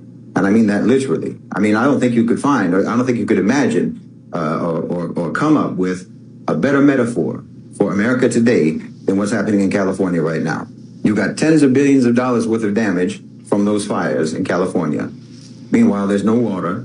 The fire extinguishers aren't producing any water. Their firefighting equipment is all gone to Ukraine. Whole neighborhoods in Los Angeles, subhanAllah, whole neighborhoods in Los Angeles look like Gaza today. How about that? You have a mayor who doesn't even know that a URL, or that the term URL isn't the same thing as a website. This is America. So yes, you pretend that you're going to transform into some huge, expansive geographic empire from the Arctic all the way down to the renamed Gulf of America, just to divert from the reality of your reduction as a world empire. You talk big even though you can't even fill your own boots anymore. And that's why you talk big. Because you're shrinking. Now, no, that doesn't mean that it's all empty talk. It's not completely empty. As I say, the A-National OCGFC have a plan. Is what I've been talking about for 3 years. Relations are going to become increasingly hostile between the U.S. and Canada, between the U.S. and Europe, between the U.S. and the rest of the Northern Hemisphere. Everyone is being misled, in my opinion, with regards to thinking that Trump wants to have problems with China, that he's trying to make problems with China, or that he's confrontation with China. I don't think that's accurate at all. They're going to be making problems for the West. America's going to be making problems for the West, which essentially just delivers the global South to China and to BRICS. MAGA isn't about helping the American people any more than a corporate restructuring is about helping the workers. That's how you can probably conceptualize what's happening in America. America is downsizing. All while, just like with a company, when they downsize, they're telling everyone that they're just consolidating and they're just streamlining, and that everything they're doing is just going to make everything better than it ever was. They're going to make the company stronger than it ever was, and so on. Meanwhile, the richest of the rich in America are perched with their golden parachutes that will float them off into the global South, while your cities crash and burn. This is the death rattle of a system in crisis. Western colonial capitalism, in its current form, is unsustainable, and that's obvious. The U.S. economy has been hollowed out by financialization, by deindustrialization, and it can no longer stand on its own. That's a fact. The system runs on blood. The system runs on turmoil. Canada and Greenland and Europe have had a good run in terms of being able to orbit the United States without ever having gotten sucked into the vortex of that vampiric system. But that good run is over, and they're going to get sucked in. The same system that they used to pillage the global South is turning its sights around. You've heard about those prisons where the inmates rebel and take over the facility. Well, it's kind of like that, I think. The world today is kind of like that. All of your former prisoners, the colonized countries, the so-called developing countries, your former prisoners, have taken over the jail. And now the rifleman in the gun tower is turning his rifle around because he can see which way the wind is blowing. He can see who's actually in charge now. So now you've got prison guards who are stripping off their uniforms to try to put on the prison blues because your uniform just makes you a target. I'm talking about the West now. Oh, the tables are turning. I mean, look at this UAE investment that no one seems to want to talk about. I mean, think about that. The UAE investment was literally the only actual substantive thing, the only actual thing of substance that Donald Trump even talked about at that press conference the other day, and no one's even talking about it.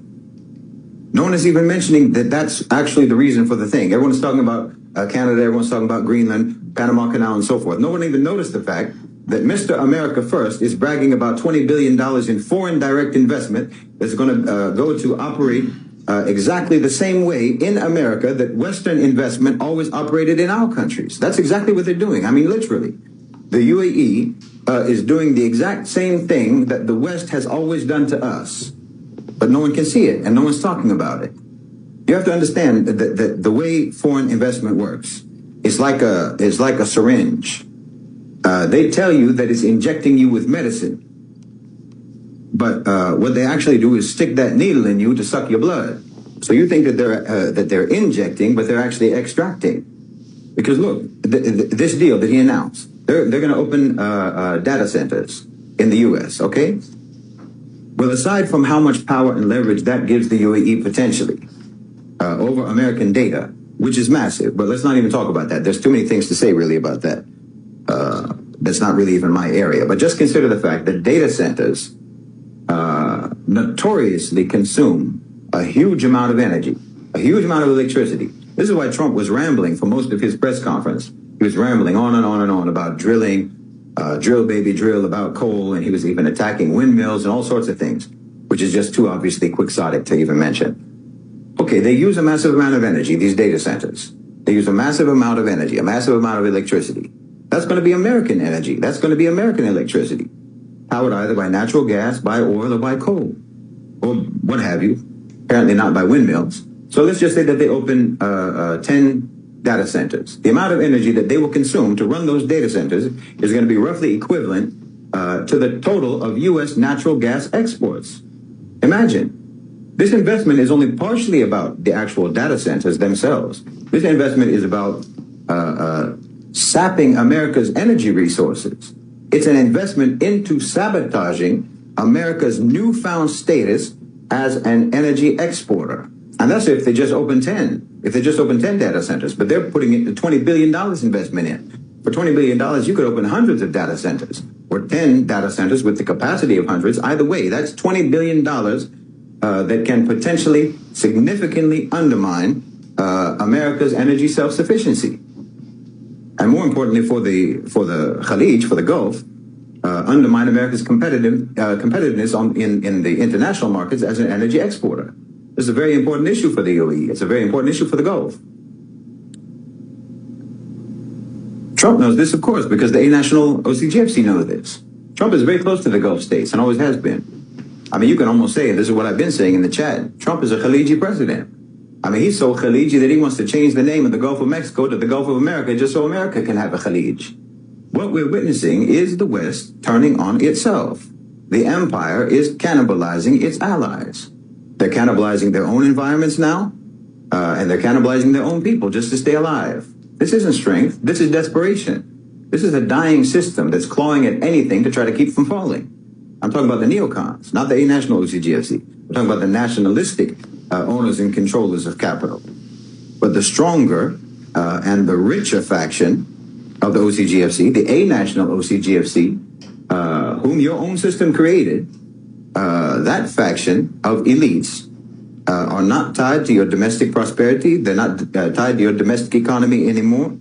And they're not tied to any nation. They are a nation unto themselves, like I keep saying. And they actively want to see your system devour itself because they want to leave the rest of the world to them. They want America out of it. So what does that mean for us, for Muslims, and for the global South? Well, it means that we have to prepare. We have to be serious. We have to build. Because as the empire collapses, we have an opportunity to create something that we haven't seen in the world for hundreds of years. This isn't a call to resist. It's a call to lead, to show the world that there is a different way. There is a just way. There's a way that's rooted in harmony and cohesion and collective sovereignty. And I think that's what we're seeing develop. So let's not be distracted by the empire's desperate fantasies. We have to focus on the work ahead. We have to understand what's actually happening because there are tremendous risks. I mean, BRICS is working with the a-national OCGFC, and that's perilous in and of itself. They are predatory. They're just the same as neocons in terms of being predators. They want to worm their way into dominance in the global South. So we have to negotiate that relationship very carefully. This is going to require cool heads, calm calculation, patience, and long-term planning. So you have to try to not get caught up in the flash bombs that they drop sporadically, Western politicians. You need to pay close attention to what's actually going on. Because yes, we are in a negotiation, all of us, literally all of us. We're all in a negotiation with power, continuously, constantly, nonstop. You and I are constantly defining the terms of our relationship with power. We are constantly letting them know what they can and cannot get away with. We're letting them know what we require from them. We're letting them know continuously what we will and will not accept. So we really can't afford to let them distract us. The West is turning on itself. So we have to ensure that we are ready to rise when the West falls. This AI tool will take your idea and create a complete book, complete with design, images, layout, everything, including the content, literally in a few minutes. Watch this. So I'm using Designer, which will import content from your blog, from a Google Doc. There you have it. Shaheed Bolson. I'm going to say, Mike, your argument well made at the very end. You made a strong statement in terms of what. Now we have to collectively fight, and that's what he ends with. What is the resistance of the people to what's coming their way? So when we talk about the article in terms of exploring independence, these are things we must take into consideration. And I'll say this, please hold, caller, and I'll say this here for the first 2-3 callers. In his argument, he basically squashes a lot of what your argument is about United States and where you see Bermuda in the rule with United States. Go ahead, caller. Good evening, Dr. Lou. Good evening. This is very interesting. But, in Bermuda, we haven't discussed independence for 20 years. Exactly. The last time independence was discussed was under Premier Scott. And before that was 10 years before that on Premier Swan. Yeah, 95. And for the last 20 years, right, Bermuda has never discussed about independence. And therefore the present Premier to say something I can't read. He basically says that it's his failure. Right. No, I'm not saying that, but he never discussed it. Well, it's a failure of his administration because it was something that he felt that needed to be addressed that he didn't get to address or chose not to address. Yes, maybe so. But you're traveling all over the world to drum up economic ties or whatever. We go to the Far East, but guess what? You still got to get permission from Britain. Yeah, and I'll say this here. I mean, you heard in the clip just now the reference to the UAE. Well, the premier, as Minister of Finance, was right there front and center, fireside chat in Dubai, discussing Bermuda's role, Bermuda's partnership with the UAE, and even leaving the envision, as was mentioned in the clip just now, as the UAE expands its economy from the Bermuda side of things, according to the memorandum of understanding that the premier outlined, Bermuda possibly stands to gain because as their economies grow, some complex insurance solutions are going to be needed, and certainly we see ourselves front and center when it comes to the international and reinsurance market. So there's a role that Bermuda plays in this here. We stand the game, but guess what? Still got to get permission from Britain. Yeah, you can't just go there as an independent. Go over there right now as a colony. It's still a colony. Yep. Its status is still a colony. Yep. Whatever you're trying to drum up into the future, you're still fish from Britain. And I think one of your callers, you said on the radio earlier, what Britain thinks of the colonists or dependent territories.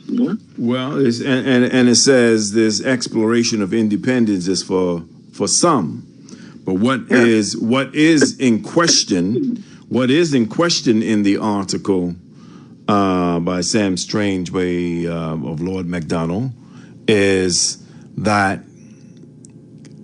many of the, or let's just say for some of the overseas territories, the 14.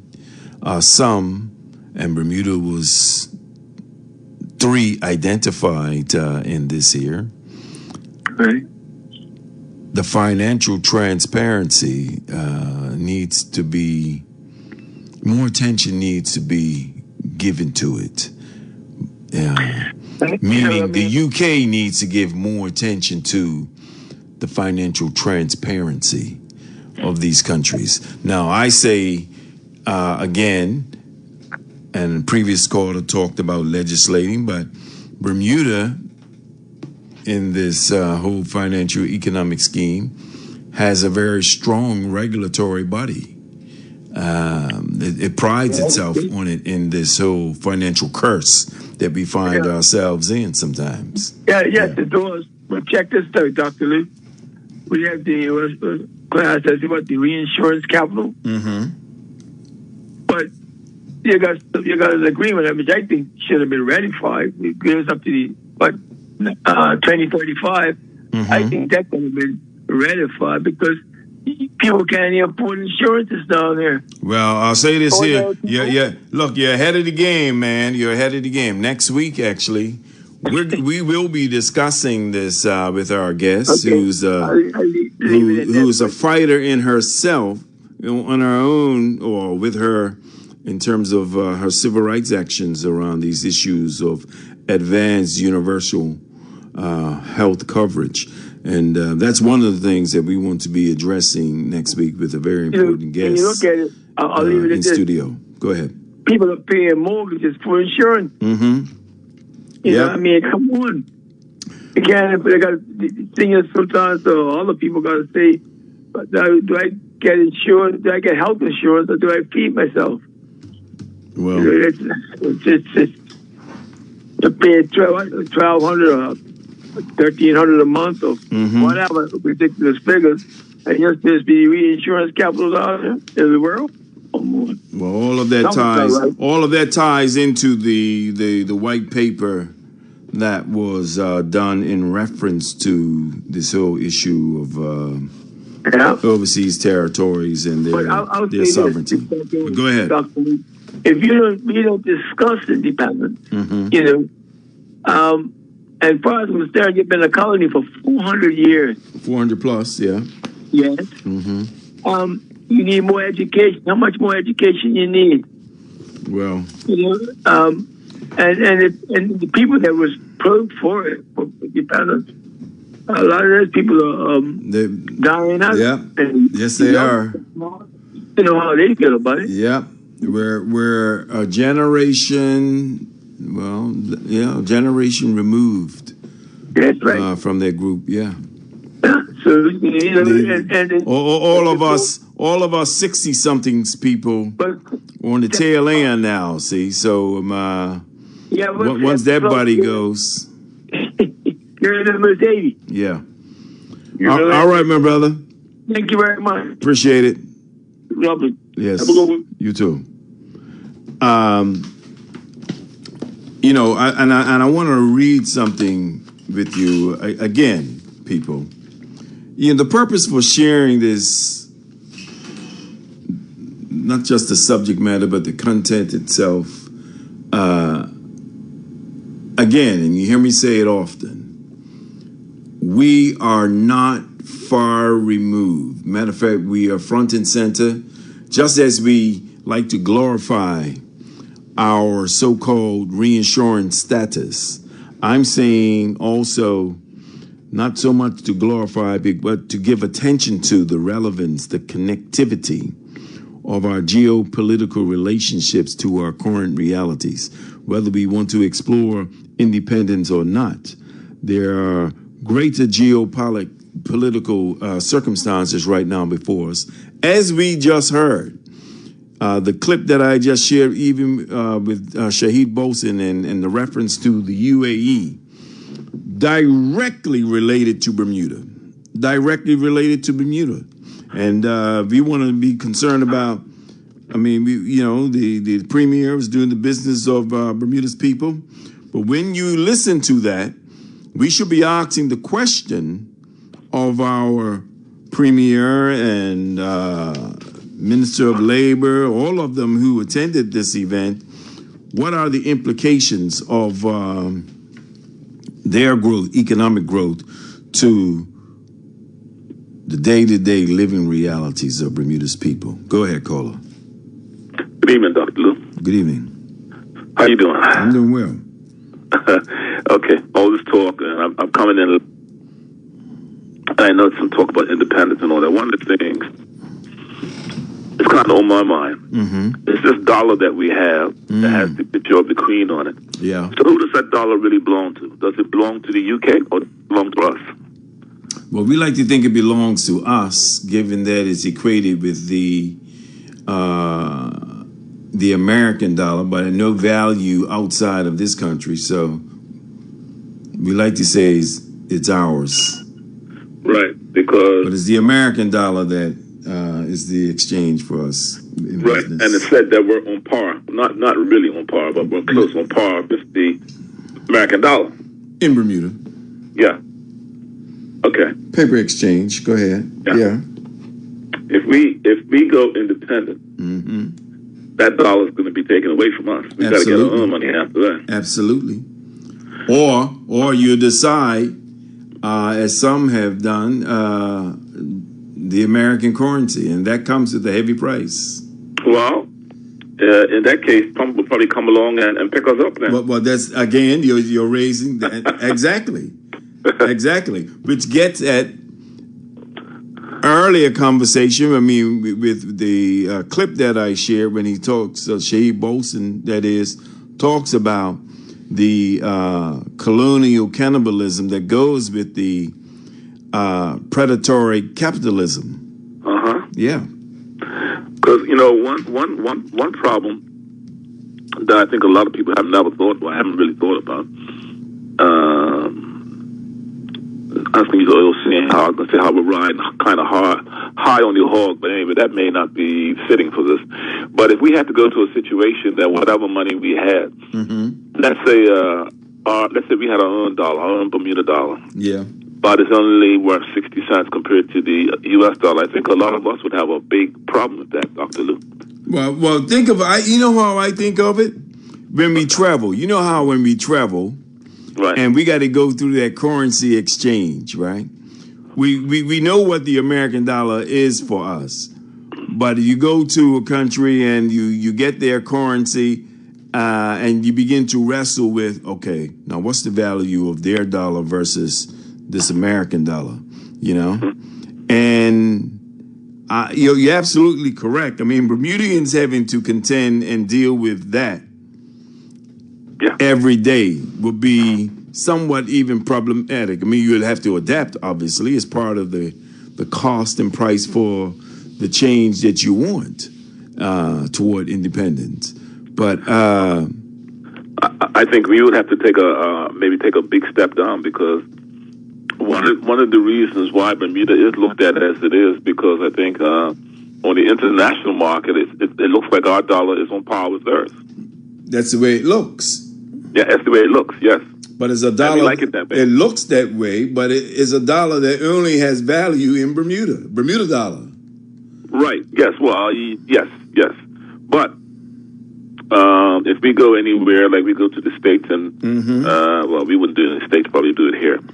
But when we go to get our American dollars, well, we do have to pay something for the exchange rate. Yeah. Right. But it's still not like if you want to go down to Panama, you can pay for the exchange. Okay. That's right. Yeah, this is all just kind of interesting to me, man, because I think that most people never thought about that. Well, like these, when they talk about, when I read this article, it's an important article, I think, in terms of the subject matter, exploring independence, Bermuda, scraps of the empire. Yes, we are. Again, and we've often said it, and a previous callers even said it in terms of,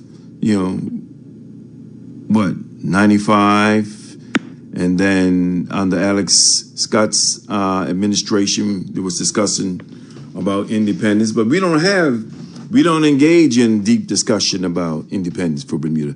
It's almost like a taboo. It's a taboo subject. Okay. It's a taboo subject in Bermuda.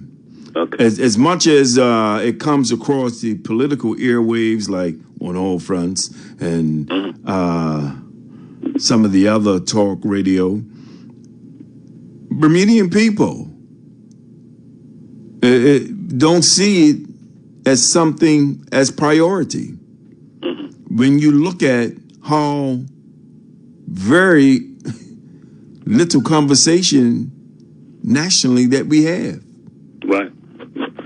It's not something that's on the forefront of people's minds. It's not. It's not. And it's only, and like I said, it's on the forefront right now because the British have made a statement. Right? It's on the forefront right now because of what we see as being a part of the backyard of the United States of America. Right. Right? A hegemonic power is making its claim clear. I own you. That's what he's saying. I own you, Bermuda. I own you. I own you, Caribbean. I own you. Hey, get on board or else. Right. Well, you know something? We never know what's going to happen in the future, and sometimes you may not have the choices that we want, especially. Well, like I said, I think we're facing that right now. We were always told it's either you make a decision or decisions will be made for you.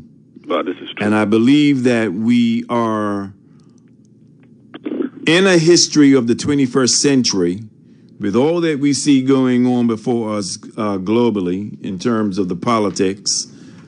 It's going to be dictated to you. I believe so. As it is being boasted and shouted out every day on mainstream news. Well, I'll tell you what. Take it seriously. Yeah, I'll say this. And you there in Canada, so you hear it every day. You said me in Canada? Aren't you in Canada? No. Oh, I thought you were in Canada. No, I'm here on the island, man. Oh, okay. In fact, I got to give you a call sometime. I got to talk. Please. I thought you were still in that cold place. All right. Just okay. What's the last forum you did with a young man?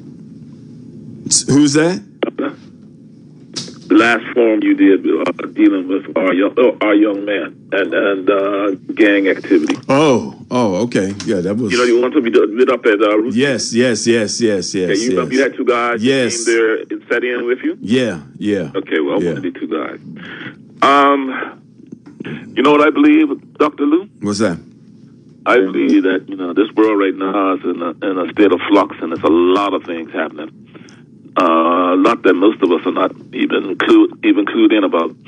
But I think that Bermuda will become independent one day. I don't know, man. One day soon, whether we like it or not. Well, I see it that way. I take the position. There's no one waiting for you, Bermuda. You will be made to do. Yes. Okay? And while even in the article, it does speak to the route of the decision of the people, Bermuda will be made to make a decision. We're not a people that's going to willingly arrive at a position. The way things are globally right now, it's not going to happen. We will be made to make a decision. And why I say that, Dr. Lou, is because I think the British Commonwealth is not looked at like it was some time ago. Absolutely not. And I could be totally wrong about this, but I have a feeling in the future, I can't say how long, I can't say near future. But I think that the British Commonwealth is crumbling.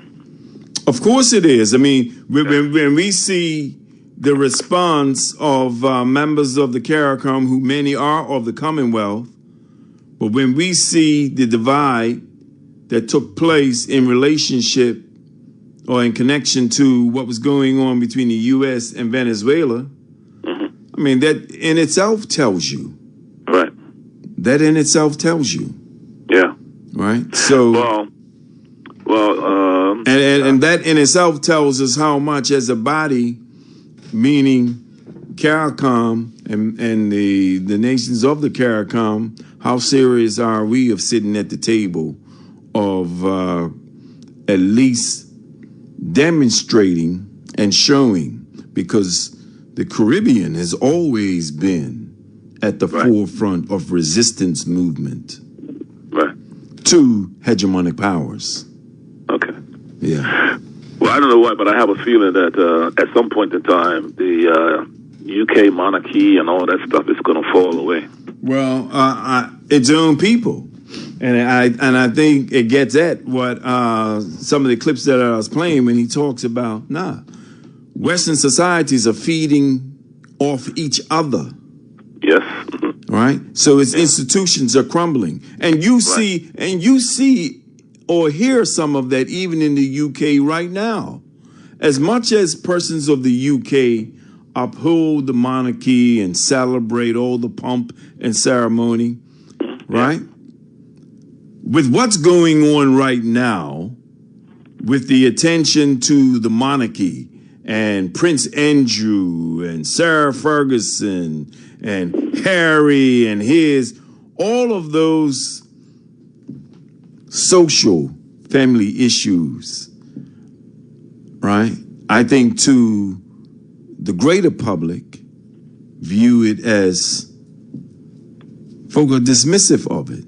That's for them. And so it feeds into what you're talking about of the monarchy becoming insignificant. Yep, that's what I'm looking at. It's insignificant. It's not like it was, a couple hundred years ago. The pomp and ceremony for many of our young people, look, man, that indoctrination that you and I that we were fed as primary school kids, right? Doesn't transfer and translate to our kids today. You know what? Is any of that still taught in schools at all? Really? Is it? I don't know. I've been out of school a long time. Well, I'm going to say some of it indirectly. Yeah. But not like not like it. No. Yeah. Not like it used to be. Not with that type of indoctrination. You may, I don't know, maybe in some of the private schools you might hear some of it more. They used to get exercise books in school. And of course. Had the crown stamped right on it, man. Yeah. Right? No, we don't do that anymore. We don't do that anymore. He even got rid of. I don't think we sing even "God Save the King" anymore in schools. We don't do that anymore. No. Yeah, that doesn't. That doesn't happen anymore. Yeah. But I'm going to tell you what I think, though. If any of that happens, and Bermuda at some point becomes its own ship out there in the middle of the ocean, just floating along. I know a real big cruise ship that's near us that's going to come and knock on the door and say, "Hello, what's going on?" Well, you said you want to have the U.S. dollar. Well, guess what? You can have the U.S. dollar now, and guess what? It'll be directly on par. Yeah. It'll be directly on par, and you'll be paying your taxation like everyone else in America. Yeah. There you go. Appreciate you, brother. Before I go, it may balance out because you may pay taxation, and that might be a percentage or whatever, but it still may be cheaper than what we're doing now. Anyway, Brother Lou, we'll see. We'll see. Appreciate you, man. Yeah, man. Take care. Bye-bye. Take care. Bye. Well, people, look, that's on all fronts. A lot to think about. And if we're doing a review, summation,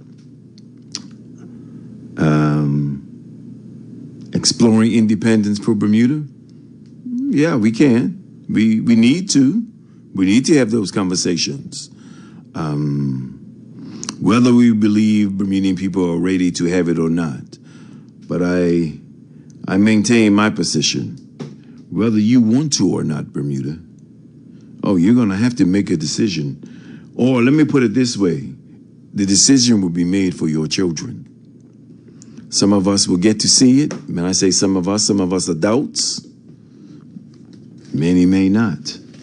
But the Bermuda, when you hear these folk talk about 2050 and 2060, envision what Bermuda will look like in 2050.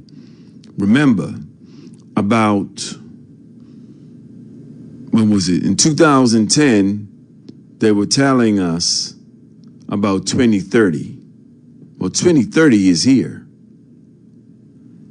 And all the things that they talked about, what to anticipate and expect about 2030, we are already bearing witness to it. Now they're telling you about 2050 and 2060. Some of us will see independence for Bermuda. Some will not. But I take the position Bermuda will be made to make a decision about independence, whether we like it or not. I'll take you next, caller. Go ahead. Evening. Yes. How are you? Well? Good. I'm having you for something to I don't know what you're saying. You got to. Having you the first time I'm thinking about, road going on and road, on Earth, We say, we have power up here until 2029, the Progressive Party. And then the OVA, the 9 members are not 40 out of 25. They don't listen to them. They thought they could say anything to anything. No one just thought they have power. They don't. They don't realize that as yet. Right. Yeah. How can it be? Well, the Progressive Party, 30 members, the 25, 8 MPs, JPs, they're the sons that... You're breaking up on me. You're breaking up on me. I can't hear you. Good night, John. All friends. Yep. Turn the radio down. Yeah, Dr. Lou, I would just like to say this. Close it out. Keep saying that word independence, but why are we saying independence, but again, we're leaving out the word of being a Republican? We need to upgrade ourselves. We can't. We're going past. Look, listen. I don't think people are dismissive of that. I think people are aware of that, especially those yourself, others, myself, others. We're aware of it. But let's just treat it in terms of layperson terms, so people understand when we talk about becoming independent. For the everyday layperson, they understand that. But now, when we're saying becoming a republic, hold on. When we say becoming a republic, and our frame of reference right now is looking to the south and looking at Barbados. Matter of fact, tonight's election night in Barbados. It's already done. For the republic. Oh, it's done? It's over? Bahamas has already done it. No, Barbados. No, I said Bahamas. I'm talking about Barbados' election tonight. Who is also a republic. Yes. Yeah. But no, I get the message. Looking at Bermuda, we need to upgrade. I mean, like I said, this 2-step towards full independence of Britain is Republican. So let's go straight forward to that. And all of those articles in which that we've been listening to, it's speculation. There's no discussion exactly on that yet.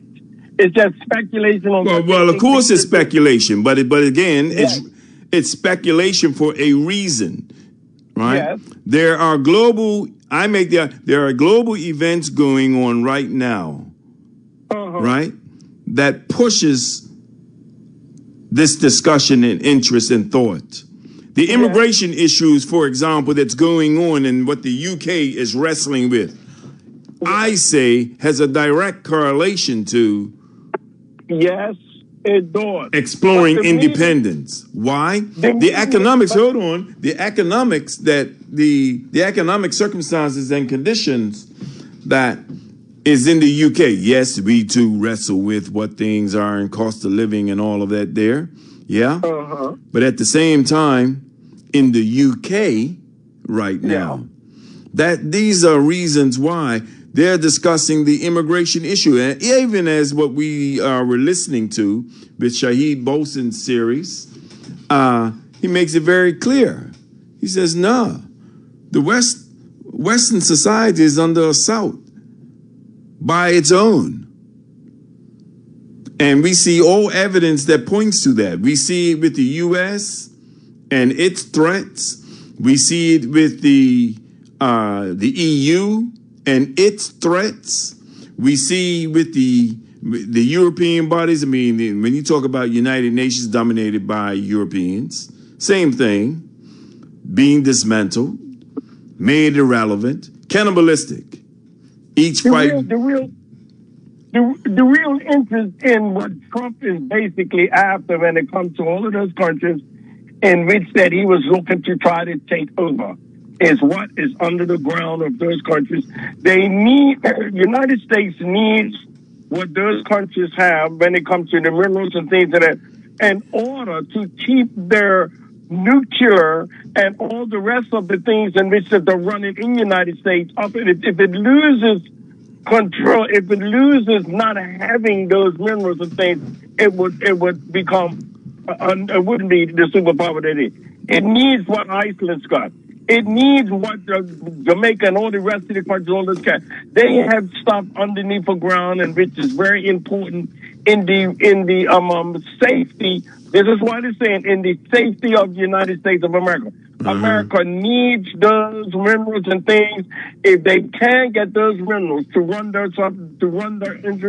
infrastructure that they have when it comes to the military, they ain't going to be nothing. They will run out of the material in which they would need.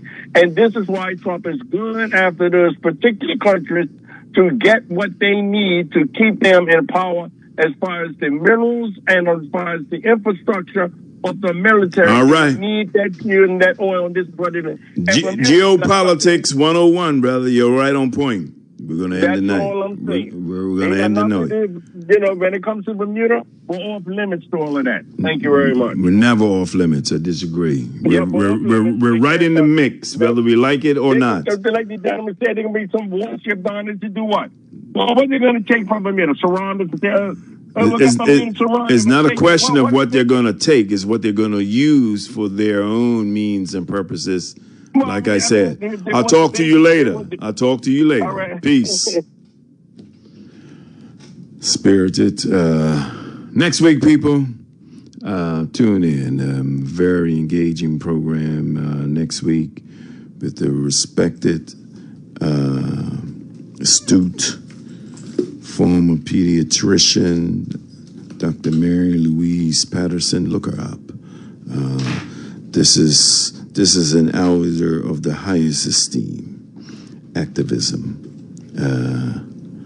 And we're going to have some conversation, not just about her life, but also her advocacy, current advocacy, as we'll engage and have some questions around a subject matter that's very important to us even right now in Bermuda. Some of you may have heard one or two callers address it tonight when we talk about the status of our people's quality of life, especially as it relates to insurance and universal health insurance and that.